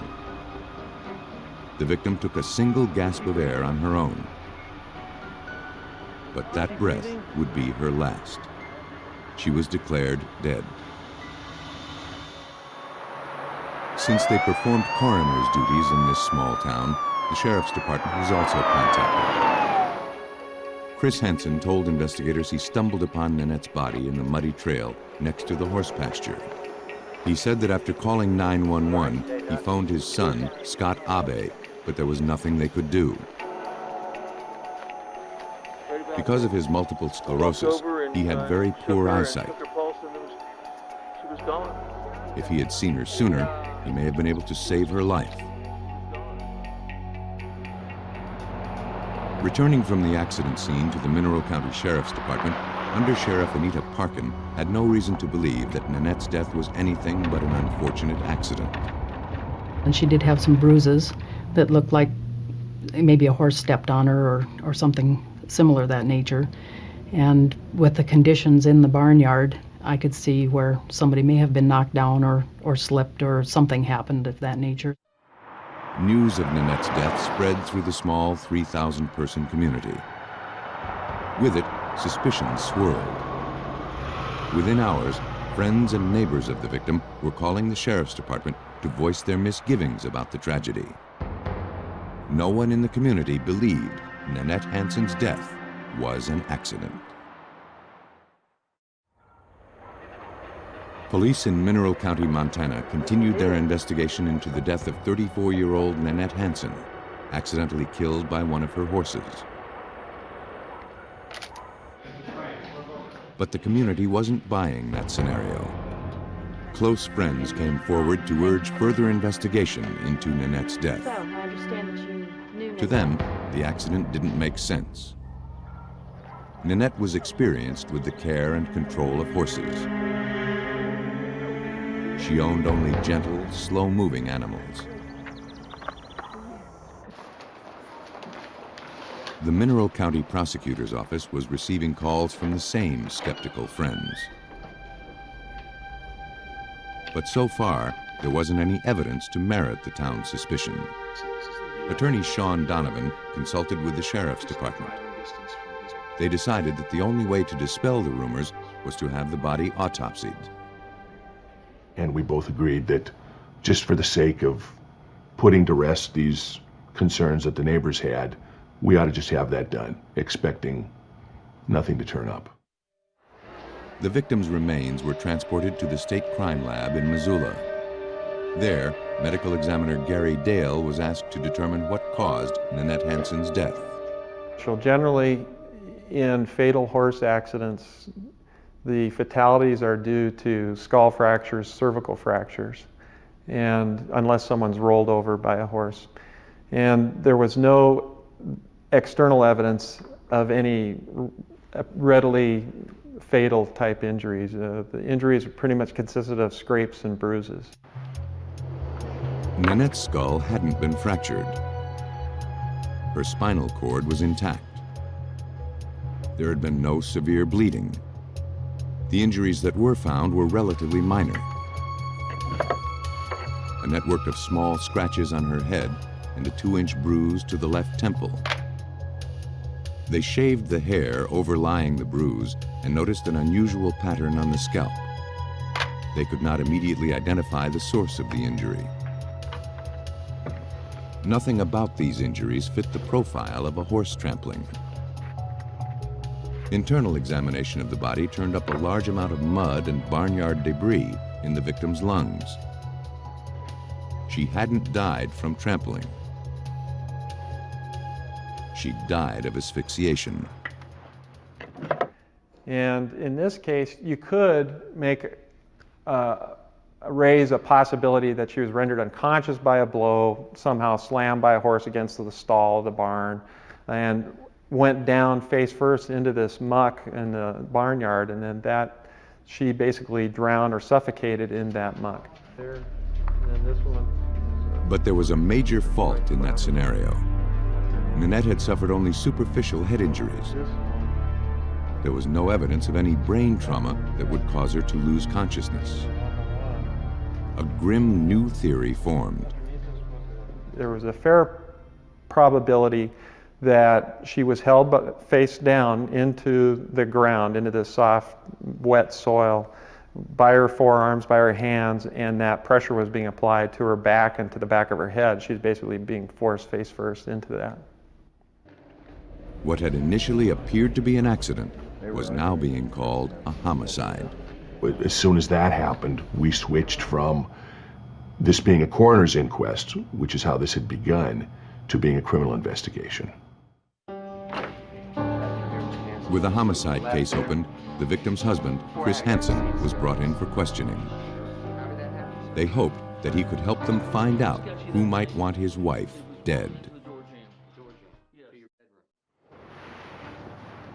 Though Nanette Hansen's death had been ruled an accident, an autopsy led Montana investigators to open a homicide case. Detectives questioned her husband, Chris Hansen. The many bruises and scrapes on Nanette's body suggested there had been a struggle leading to her death. To find out if Chris Hansen had been on the other end of that struggle, they asked him to remove his shirt.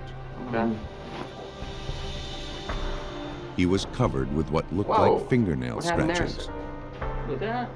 When asked to explain the marks, he claimed that he'd tripped and fallen inside the house. Hansen stated that with his multiple sclerosis and near blindness, there was no way he could have physically dominated his wife. Thank you. Though he was telling the truth about his MS, he appeared to be overplaying his handicap. We later learned during the investigation that he was able to play dice and see the different dice, was able to stand beside a pool table and know which number were on the balls, and that he had applied for and received a big game hunting license in 1994. Go ahead and write down your statement as what occurred on that. Though he may have been too weak to work, investigators believed he was strong enough to beat up his wife. Nanette's friends and co-workers said that she frequently had black eyes and bruises. Things had been particularly bad, investigators learned, since Chris's son, Scott Abe, came to town. The 31-year-old hadn't seen his father since he was a small boy. About a year before Nanette's death, he came for a visit and decided to stay. He rented a trailer just a few minutes away and started building a cabin on their property. For father and son, it was blissful reunion. Investigators began looking into Abe's background as well. Say bad things about her other than that? A co-worker told investigators that Abe had been very vocal about his hatred of Nanette. He boasted that he could stage an accidental death by nailing a horseshoe to a board and beating her with it. He said he would do anything to keep her from getting her hands on his father's property and inheritance. Abe appeared to have gotten his way. Poring over records, detectives learned that in the weeks before Nanette's death, Abe had prompted his father to financially separate himself from Nanette. Hansen complied. He canceled their joint credit cards and opened a new bank account in his name only. It wasn't enough information to make an arrest, but it did get the sheriff's department a warrant to search Abe's property. They searched for any objects that matched the mysterious pattern of cuts and bruises on the victim's scalp. In his trailer, they found a pair of boots. The tread pattern looked eerily familiar.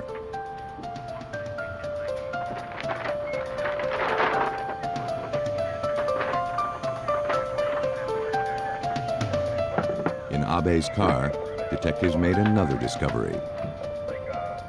A homemade weapon called a sap. A leather pouch filled with metal objects.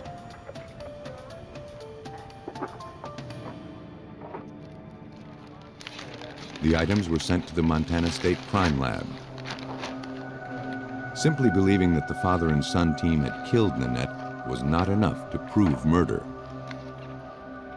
Unless someone could draw an irrefutable link between this evidence and her injuries, the two would never be charged. Investigators' best hope was now in the hands of forensic expert Debbie Hewitt. It's kind of like putting a puzzle together where you pick up this piece of puzzle and pick up this piece of puzzle and see if it will fit in the appropriate space. And when you do find that one final puzzle piece, you know that you have the complete picture all done. Hewitt began her analysis with the boots. She pressed the treads into an inked pad, then made numerous impressions on clean white paper.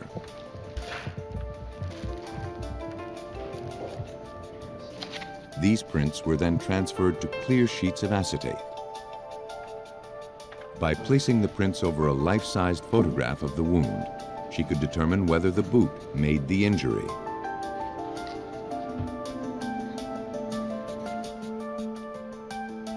The sole pattern from Abe's boot matched the injury on Nanette's scalp.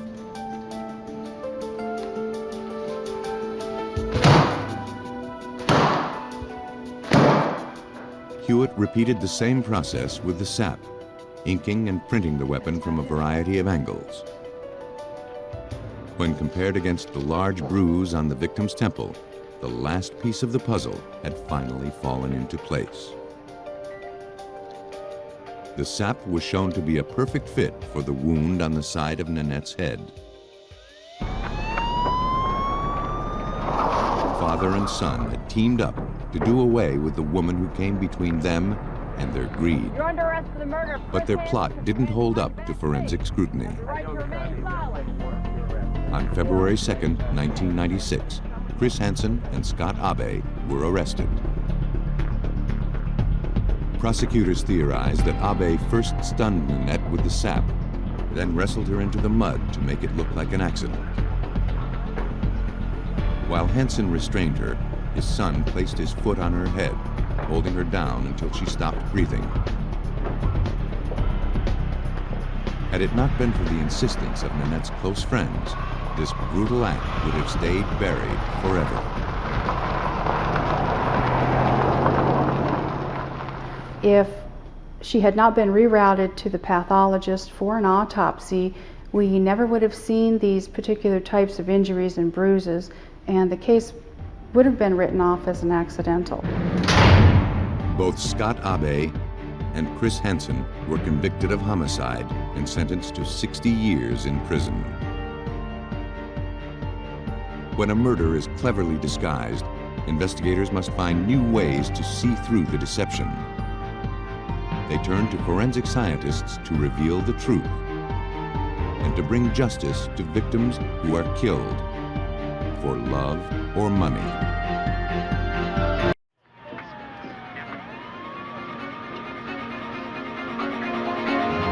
A sniper is on the loose on Long Island. His random pattern leaves investigators with only one clue: the ammunition he uses to hunt total strangers. Investigators in Kentucky try to determine the fate of a woman who has disappeared. Her family suspects the worst, but there are no clues, no motive, and no crime scene. In Georgia, a young man is shot to death on a fishing trip. Police find the body of his fiancée 7 miles downstream. But spent bullets are the only clues the killer left behind. In a fraction of a second, a single bullet can shatter many lives. But forensic scientists can decipher clues etched in lead when innocent victims are caught in the line of fire.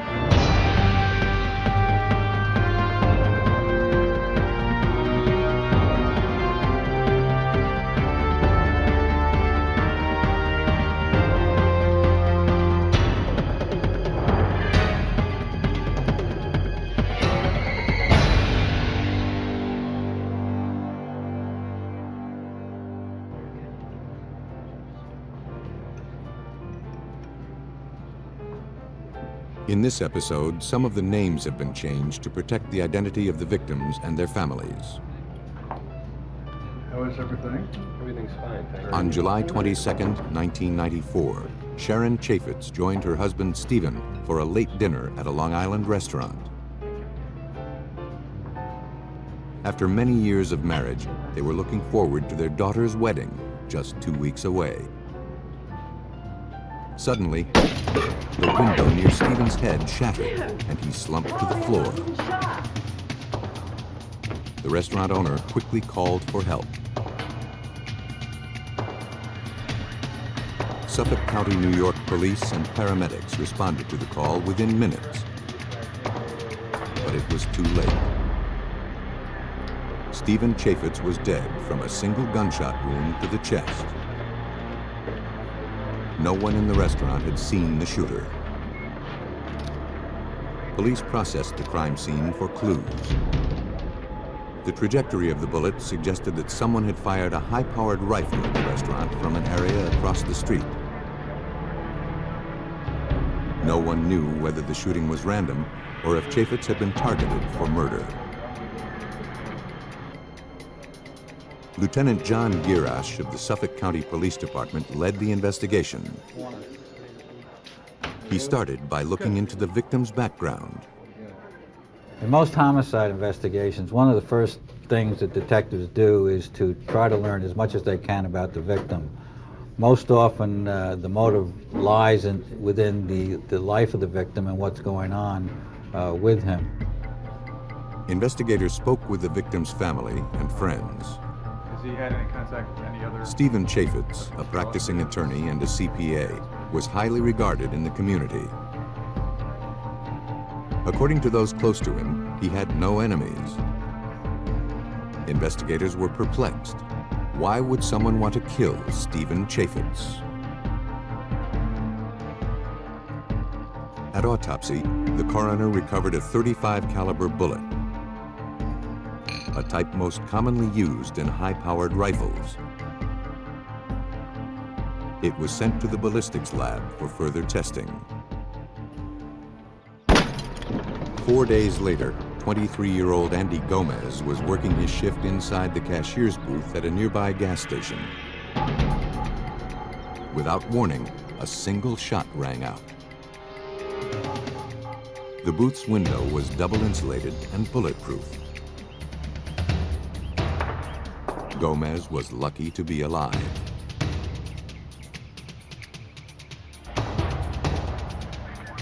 Within minutes, police secured the area.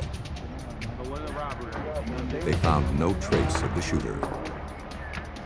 Gomez had little information to offer police. There had been no attempted robbery, and he didn't see anyone prior to the shooting.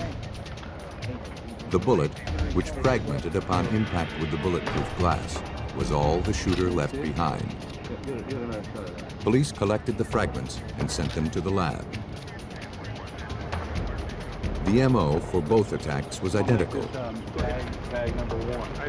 Police hoped ballistics analysis could tell them more. After noting the similarities between the two shootings, investigators working the Chaffetz murder shifted their focus.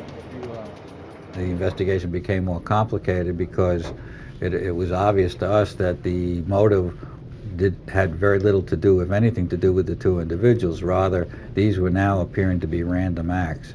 And it's those kinds of random acts that make these kinds of investigation most difficult. The metal fragments from the gas station were sent to the Suffolk County Crime Lab. Although they were too small to compare to the bullet recovered from the body of Stephen Chaffetz, scientists were able to determine their metallic content. A visual inspection under a microscope revealed the bullets shared a common coloration. The fragments from the gas station and the bullet that killed Chaffetz both had copper jackets. It was the first small step in linking the two shootings. But examiners could not say with certainty that the bullets were fired from the same weapon.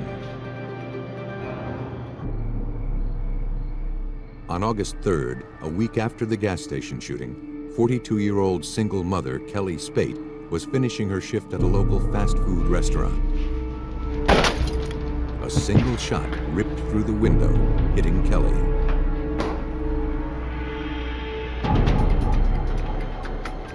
The manager called 911. Suffolk County Police were dispatched to the scene. The victim was badly injured, but still alive. The single bullet passed through her arm and then through her chest, barely missing her vital organs. Police secured the area and interviewed the restaurant's manager. Neither he nor any of the restaurant patrons had seen the shooter. The bullet was found lodged in the wall. Despite the frustrating lack of eyewitnesses in all three cases, the police had an intact bullet for comparison. Forensic specialists examined the evidence at the Suffolk County Crime Lab. The .35 caliber slug was the same size as the bullet that killed Stephen Chaffetz. The two bullets were examined side by side under a high-powered comparison microscope. Each gun has a set of markings inside the barrel called lands and grooves. These markings are etched into the bullet as it travels down the barrel, leaving a series of ridges behind. These ridges are similar to fingerprints in that no two weapons leave identical lands and grooves. When the ridges from both bullets were analyzed, they matched. Lab examiners had finally provided investigators with solid proof that the shootings were related. They told us unequivocally that that bullet and the murder bullet from the first incident were fired from one and the same weapon. That told us as much as anything else. These were all related cases, and with that, likely at the hands of one individual. Police had no idea how or when the shooter would strike next. And according to Assistant Chief John McAlone of the Suffolk County Police Department, there were no viable suspects. We didn't have anyone to really concentrate on, or any even small group to concentrate on. So the major obstacle in this case was identity. Who could it be? Who was it? And how could we stop him? How could we prove a case against him? As news of the random shooting spread, the community panicked. The press dubbed the unknown assailant the Suffolk Sniper.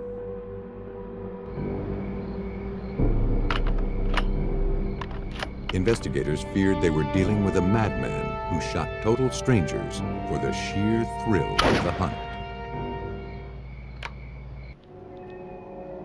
Suffolk County Police continued their search for an elusive sniper.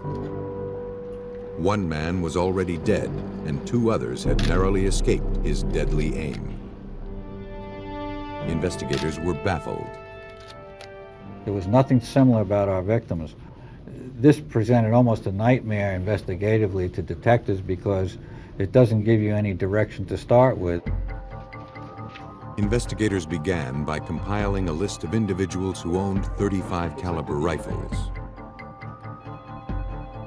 They also searched police records for recently arrested individuals charged with gun-related crimes. Publishers of various survivalist magazines were asked to send in lists of subscribers from the Long Island area. Police canvassed neighborhoods in the vicinity of the shootings. But residents reported they had not noticed any suspicious activity.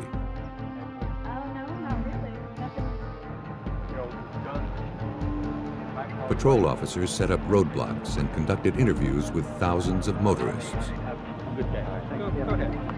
After several months, investigators had entered over 200,000 names into a database specially modified for the investigation. From these names, Sergeant Edward Light culled 600 strong leads. We're looking for people that appeared more than once. For example, if they held a hunting license and they subscribed to a survivalist magazine and perhaps were on parole, that would raise a flag to the investigators. The Suffolk County Police Department mobilized every available resource to find the killer. The massive police presence in the area of the shootings also helped to calm the fearful community. They visibly saw a lot more patrol cars than they used to. They saw the helicopter overhead more than likely. They saw the canine units all deployed within a certain area of a narrow area of maybe 9 or 10 miles. Police were desperate to generate leads. After developing a psychological portrait of the sniper, they appealed to the public for assistance. A detailed analysis of the crime scenes revealed a familiar pattern to investigators. They described the shooter as a white male in his mid-20s to early 30s, probably a gun lover and an avid hunter.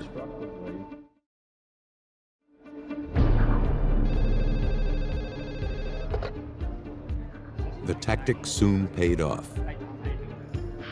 Police received a call from a parole officer. One of his parolees, a man named Peter Sylvester, fit the profile of the shooter. Sylvester had an extensive criminal record, including convictions for the possession of stolen weapons, and he lived close to where the 3 shootings had occurred.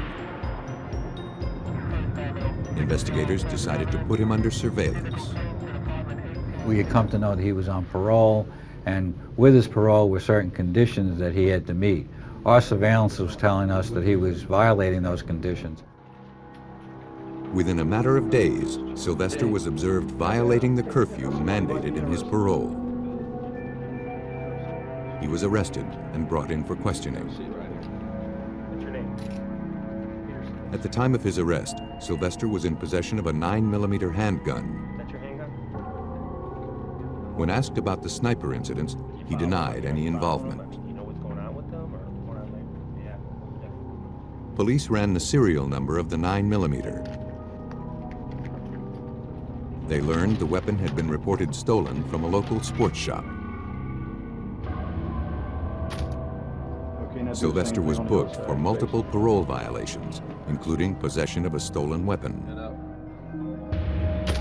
Although there was little evidence that he was the sniper, police considered him a prime suspect.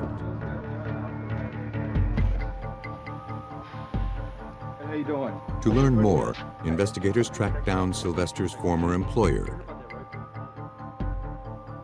He told them that Sylvester had left a .410 gauge shotgun in the back of his delivery truck.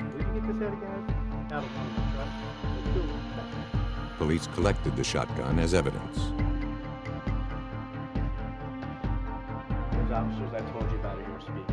They also continued to check all gun-related leads.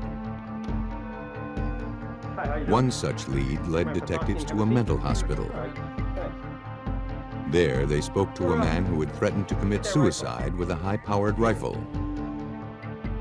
The patient told investigators that the rifle was a .356 Remington.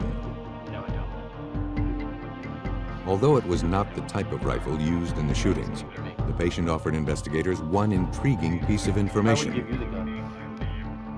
He told them he had purchased the rifle from a friend, a man named Peter Sylvester. Police ran the serial number on the patient's gun. It had been stolen from a local gun shop 2 weeks before the shootings began. During this robbery, 2 other guns were also taken, a .35 caliber Whelan rifle and a .410 gauge shotgun.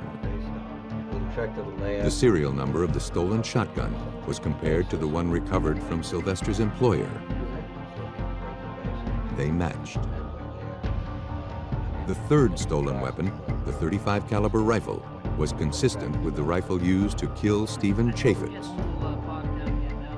But that gun was still missing. And that third weapon, that unaccounted for weapon, fit almost exactly the description of the weapon that we were seeking as the murder weapon. 2 of the 3 stolen guns had been linked to Sylvester. It seemed likely that he was also connected to the missing .35 caliber rifle.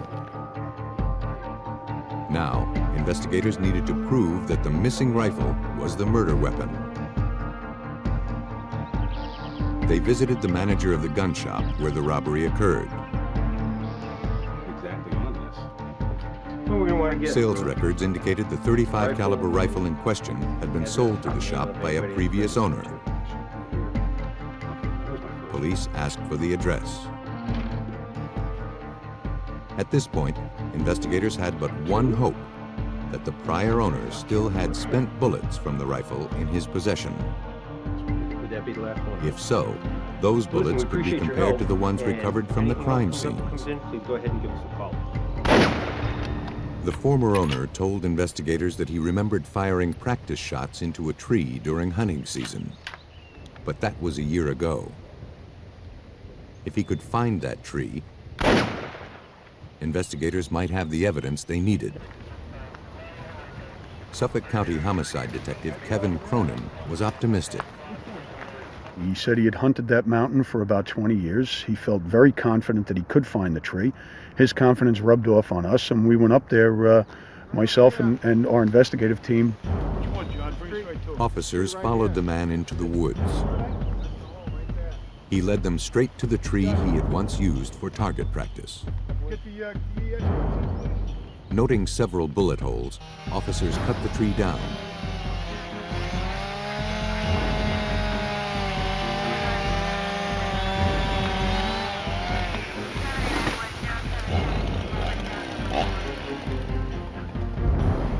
They sent a cross-section of the trunk to the Suffolk County Crime Lab.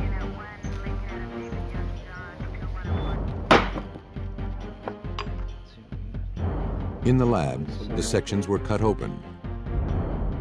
Several bullets were recovered. Examiners could now compare these to the bullets recovered from the body of Stephen Chaffetz. The characteristics of both sets of bullets matched. Investigators had successfully used a missing rifle to link their suspect to the murder. They were slowly building their case against Peter Sylvester. A warrant was obtained to search the house Sylvester lived in with his mother. Officers believed the weapon was somewhere in the house. They checked everywhere. Hidden in the ceiling, police finally found the .35 caliber Whelan rifle. It was now up to the Suffolk County Crime Lab to prove Sylvester was the Suffolk sniper.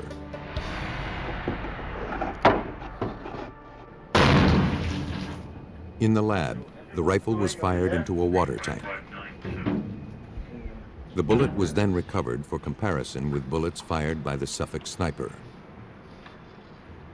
Under the microscope, ridges on the test bullet matched the ridges on the bullet that killed Stephen Chaffetz. Without a doubt, the .35 caliber Whelan rifle was the weapon used in the shootings. Faced with the overwhelming evidence against him, Sylvester confessed to the shootings. He acknowledged he had never met any of his victims.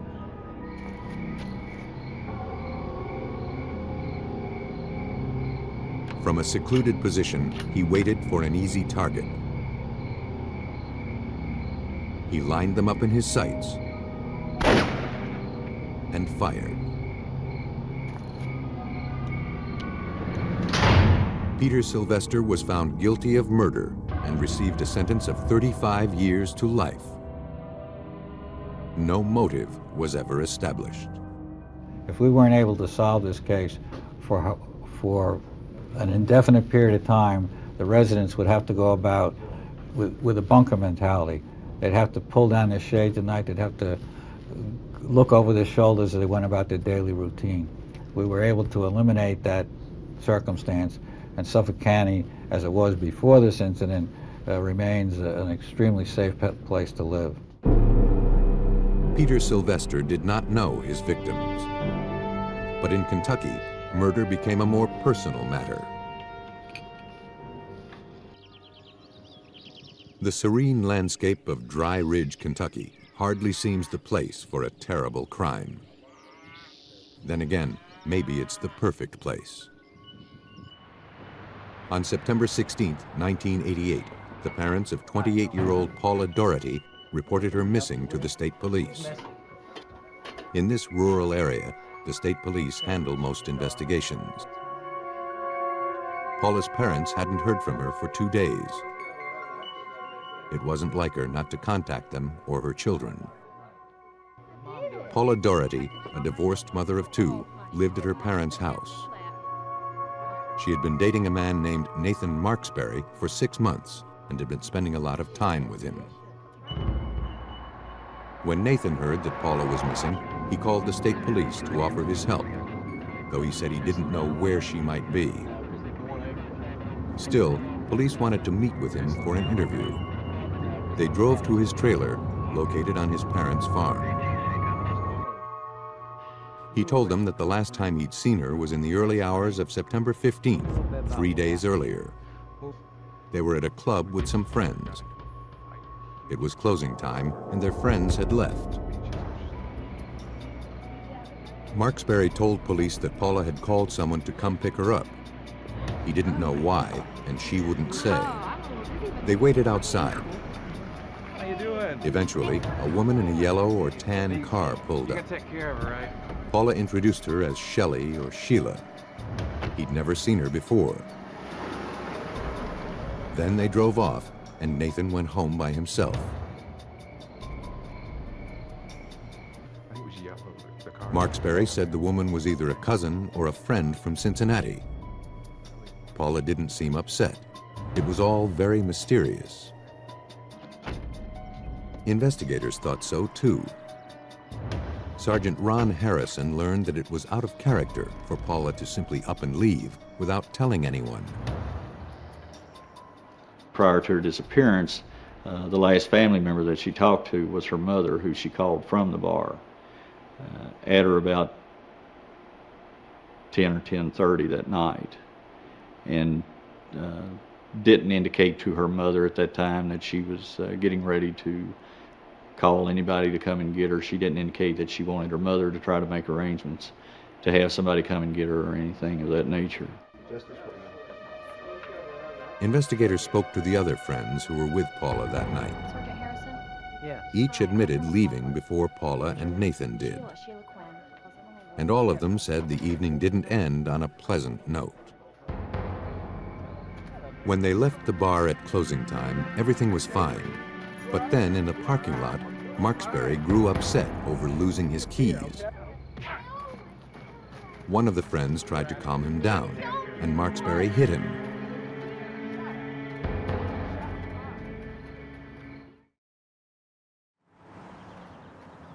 Sergeant Harrison retraced the couple's footsteps, but found nothing in the bar parking lot. As a result of that altercation, all of these individuals at or about the same time left the parking lot. The only vehicle left on this parking lot after that time was Nathan Marksberry's vehicle, and the only people who were here on this parking lot at that time was Nathan and Paula.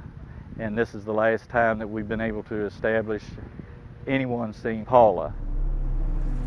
Sergeant Harrison could find out nothing else about what happened that night.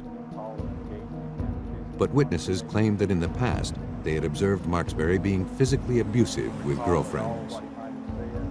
If he had been violent with Paula, she hadn't said a word. State police had only two facts to work with: a dependable woman who disappeared unexpectedly, and her boyfriend, who witnesses said was abusive. Though Nathan Marksberry was now the prime suspect in Paula's disappearance, there wasn't a shred of evidence linking him to any wrongdoing. Investigators' hands were tied. Though it seemed unlikely, it was even possible that Paula had vanished of her own free will. Paula's family wasn't keeping idle. Desperate for answers, they searched for clues on the Marksberry's farm. It caused some problems. The Marksberry family were talking to me, answering questions, assisting me in any way that they could in attempting to find Paula. And I didn't want that compromised, and they were not happy with the Doherty family being on the property at the same time. As a result, we had to talk to the Doherty family and explain to them that although they had the right to conduct a search, they did not have a right to come on to the Marksberry property. The investigation into Paula's whereabouts continued, with interviews of Paula's friends and the Marksberry's neighbors. One neighbor said she might have seen Paula with Nathan after the couple left the bar. Nathan had knocked at their door that night. He said he wanted to party with them. It was late, and it was peculiar. They'd never socialized with Nathan before, nor did they want to now. They refused to party with him. They did not see Paula Doherty with him, but they saw the silhouette of what they took to be a female in the car, but they could not identify that individual because they didn't get out of the car. And then Nathan left their residence, and they never saw him or Paula later that night. It was just another vague clue, but it indicated that Nathan had not gone home alone that night, as he said he did. Other stories were equally vague and equally compelling. Many neighbors, including a state police officer, had seen Nathan working on the farm after Paula disappeared. He tended a fire at the farm's trash dump for 4 or 5 days. Then he was seen churning the smoldering debris. Neighbors commented that for Nathan to do any sort of physical labor at all was unusual. He was rarely seen working on the farm. It's just a big open pit. For investigators, Nathan's actions were suspicious. His behavior was not consistent with the Nathan that we all had come to know. Nathan would not get out and do something like that just in order to clean up the farm. Couple that with the fact that all of the leads about where Paula might be had wound up with nothing. I was really interested in knowing what Nathan was doing, what he was burying in that dump. Despite their suspicions, authorities had no basis for a search warrant. They had no legal right to enter the property. Marksberry was free to continue destroying potential evidence.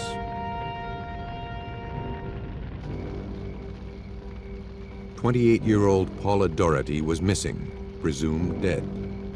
Paula's boyfriend, Nathan Marksberry, had been seen burning trash on his parents' farm in the days following her disappearance. Kentucky investigators believed Marksberry was destroying evidence, but their best lead was really no more than a hunch. To test their theory, they needed to check Marksberry's trash pile, but they had no warrant. So they tried the direct approach. They asked his father for permission. To their great relief, he gave his consent to search the grounds, just so long as they didn't disturb anything or enter buildings.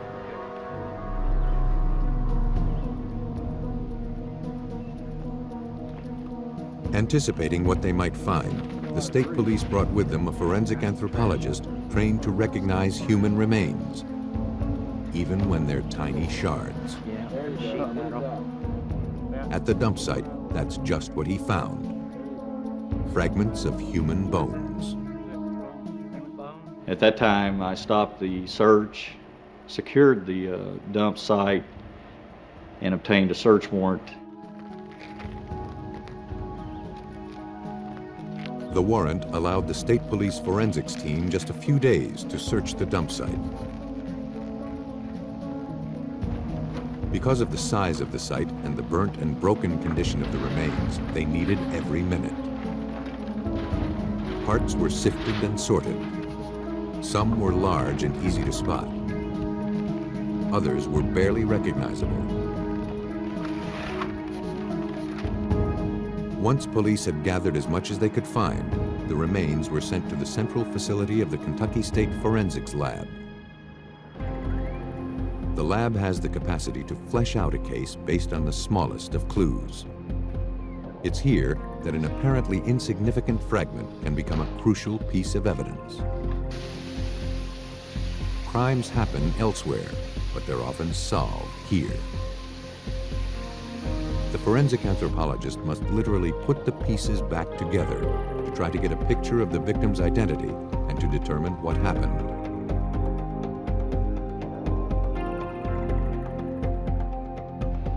According to Kentucky State forensic anthropologist Dr. Emily Craig, it requires patience and a little soap and water. When we first get the bones in the lab, the first thing we have to do is clean them up. And we have to get all the debris and soft tissue off of them. And we really have to resort to a procedure we call thermal maceration, but what it amounts to is dishwashing liquid in a crock pot. The cleaned bones are then laid out to see if they are from a single individual. It isn't easy. Fire and mishandling take their toll on fragile bones. It takes an expert eye to recognize and understand how they can be distorted. Part of the problem with burned and fragmented skeletal remains is sometimes a 6-foot individual can be reduced to nothing more than the bones you find here in this box. They change size, they change shape, they change color, they break from the fire, but you can still go through the ashes and find enough bones in most cases to make an identification of the victim and identify the trauma. Ultimately, the forensics lab had enough to work with. From the pelvis and the size of the bones, it was determined that these were the remains of one female individual. Now they had to prove it was Paula Doherty. To make the identification, the lab relied on the victim's teeth, most of which were recovered from Marksbury's farm. Teeth usually survive even the most intense fires, and they're small enough to avoid being crushed by a killer's mishandling. The records matched the dental remains. Paula Doherty had been found. But finding the body didn't necessarily prove homicide. In fact, once the remains were identified, Nathan Marksbury contacted police to say that Paula shot herself, and he disposed of the body because he felt no one would believe that. Law enforcement didn't believe it, but Sergeant Harrison was afraid a jury might. You work an investigation not to meet the burden of charging someone. You work an investigation to meet the burden of a conviction that will stand up on appeal. And it was a concern throughout because there was no crime scene per se, there was no physical evidence per se other than Paula's remains. Marksbury said Paula had shot herself in the head. He gave police the gun she'd allegedly used. There were no fingerprints found. It was impossible for the Kentucky State Police to determine whether she had been the one to fire it. If investigators were going to find grounds for a murder conviction, they would have to rely on the remains alone. The forensics lab began the meticulous process of piecing together the fragments of skull collected from the dump site. It was grossly incomplete, but the important parts were there, revealing not one, but 2 gunshot wounds. They told a lot. Though both shots penetrated the skull, neither was necessarily fatal. The victim might have fired both bullets and bled to death. To test the suicide theory, investigators needed to determine the trajectory of the bullets. Dr. Craig inserted rods into the bullet holes in the victim's skull to ascertain the position of the weapon. She found that Paula could not possibly have positioned the gun to her own head at those angles. Someone else had fired the gun. Nathan Marksberry, you're being Police arrested. believe that person was Nathan Marksberry. He had the gun. He attempted to destroy the body. Based on the evidence, he was arrested for the murder of Paula Doherty. Nathan Marksberry was sentenced to life in prison, plus an additional 15 years for tampering with evidence. Investigators theorized that on September 15th, Nathan's anger raged out of control. He murdered Paula, then tried to cover up his crime. Marksberry's violent temper found a target in the person closest to him. Harder to catch is a killer whose rage is unleashed on total strangers. Waycross, Georgia, May 30th, 1993. Ray Hampton and Jean Dixon were worried. Both of their teenagers, 18-year-old Charlie Dixon and 19-year-old Jason Hampton, were missing. The high school sweethearts had gone on a fishing trip the day before and had not returned. It was not like Jason to forget to call. The two men drove to their kids' favorite fishing location on the Satilla River. Ray Hampton spotted Jason's truck. Their worst fears quickly became a reality. Ray found the body of his son face down in the dirt. The boy had been shot several times. Jean Dixon's daughter, Charlie, was nowhere to be found.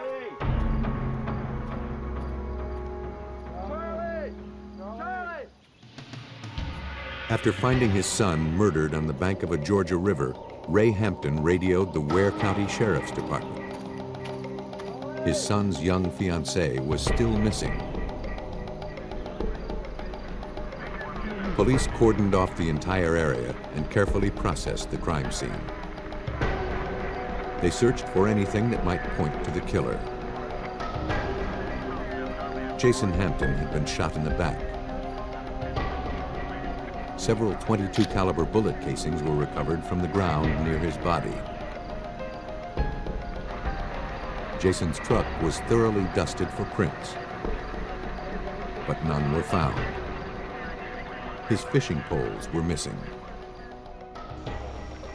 Police also searched the riverbank for evidence.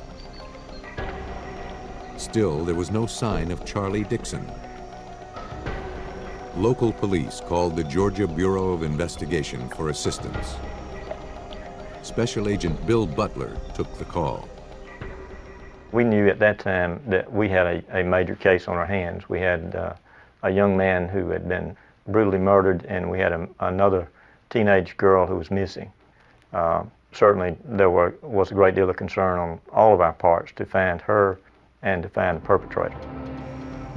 Investigators split up into teams to search for Charlie Dixon in the wooded areas along the Satilla River. She was nowhere to be found. But investigators refused to give up hope that they would find the young woman. 7 miles upstream from where Jason's body was found, officers made a tragic discovery.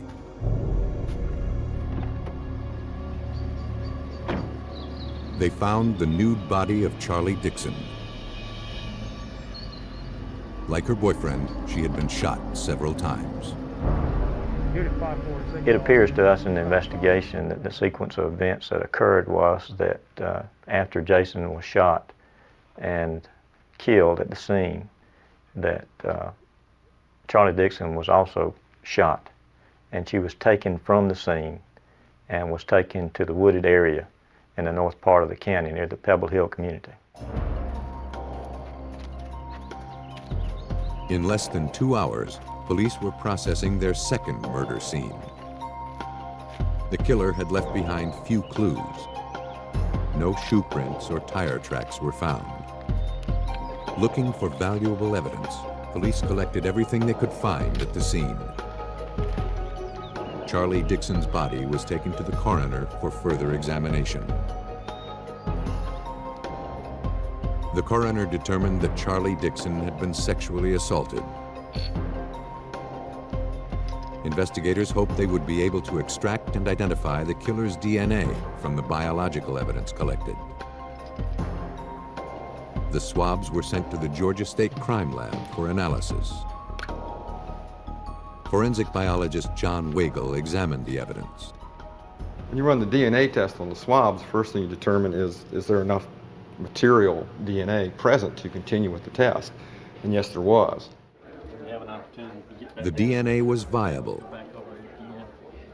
but police had no suspects to compare it with. They knew they would have to work quickly. The critical time in any major investigation is the first 7-8 hours of the investigation. So that's when you're going to do the most important work that you do in an investigation. That includes the crime scene investigation. It includes your initial interviews with victims' friends and families, and where you're going to find out the most important information in the case that will hopefully lead you to a solution. Hoping to find a lead, police interviewed the victim's parents. This river he was found by was anybody. The Hamptons and the Dixons told investigators that their kids were well liked by their peers and had never been in any trouble. Charlie, a high school senior, was looking forward to graduation. She and Jason, a freshman in college, had just gotten engaged.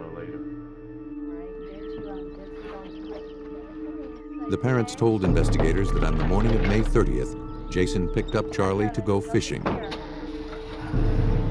They planned to spend the entire day at the Satilla River. That was the last time they were seen alive.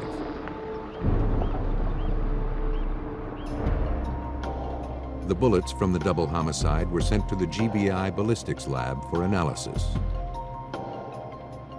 The lands and grooves on each of the bullets matched. This verified what officers already suspected. Charlie Dixon and Jason Hampton had been shot with the same gun, a .22 caliber Remington rifle. Police had their first solid lead. As we began to proceed in this investigation, we felt sure that a speedy solution would come about because we had ballistics evidence and we had DNA evidence. But they still needed a suspect and a weapon to make a comparison. With no obvious motive, the murders seemed to be the random acts of a stranger. Investigators feared that each day this killer roamed free, more people would die. I know that all of us felt the need to get it solved as quickly as possible before another crime occurred. And when we looked at the brutality of these crimes, we knew that there was a potential there for other people to be victimized. The Georgia Bureau of Investigation teamed up with area law enforcement agencies. Every department was asked to submit reports of recently investigated violent crimes. As we conducted our investigation, we began to look at people who had records for similar crimes. And what we looked at was for any suspect who had a record for either sexual assault, kidnapping, or burglary. Hundreds of potential suspects were interviewed. 60 voluntarily gave DNA samples. The samples were sent to the GBI lab for comparison. None of the DNA samples matched the biological evidence collected from Charlie Dixon's body. Yes. The investigation stalled. So it's been in your possession all week? Yes. And as time went on, we certainly began to get frustrated because we really developed no suspects that warranted any further investigation into. And certainly we were beginning to doubt whether we would solve this case. By December of 1993, nearly 7 months had passed since the murders. Agents from the Georgia Bureau of Investigations were no closer to catching the killer.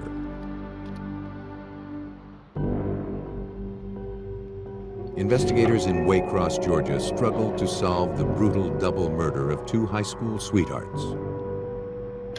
The list of potential suspects climbed to over 1,000. Identifying the killer would take time.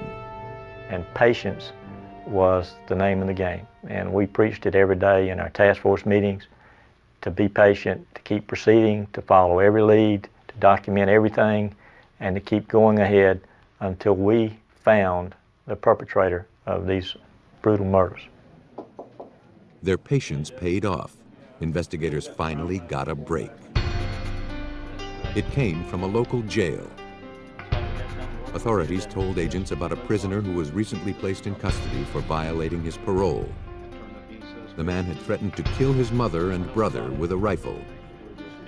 His name was Billy Daniel Rollerson. A background check revealed that Rollerson was on parole after serving time on a burglary conviction. Where have you been last week? Investigators questioned Rollerson about the murders. No? You ever been down there? He denied any knowledge of them. Would you be willing to take Before a blood leaving, investigators asked for a blood sample. All right. Rollerson consented.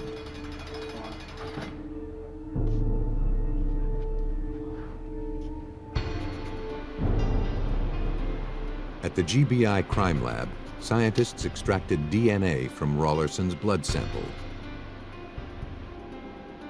The results of the DNA test reveal banding patterns unique to each donor.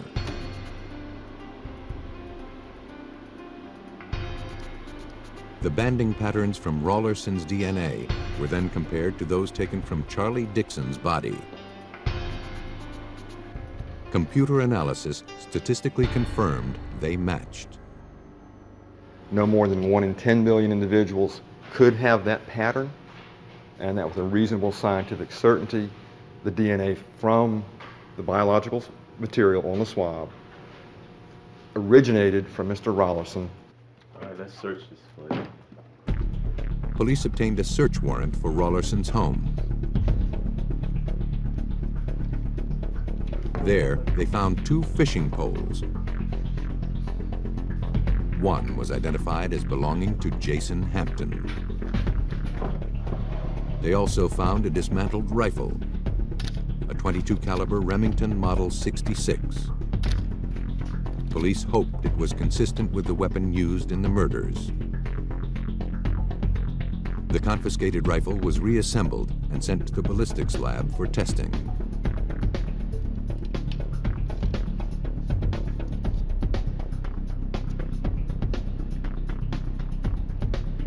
The rifle was fired into a vertical water tank.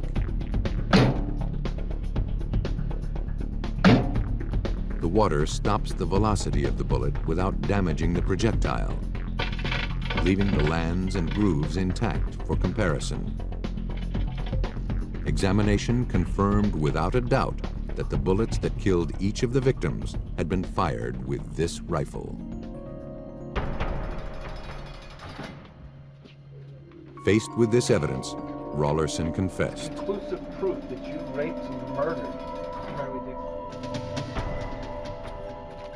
He told investigators that he stalked Jason and Charlie during their fishing trip.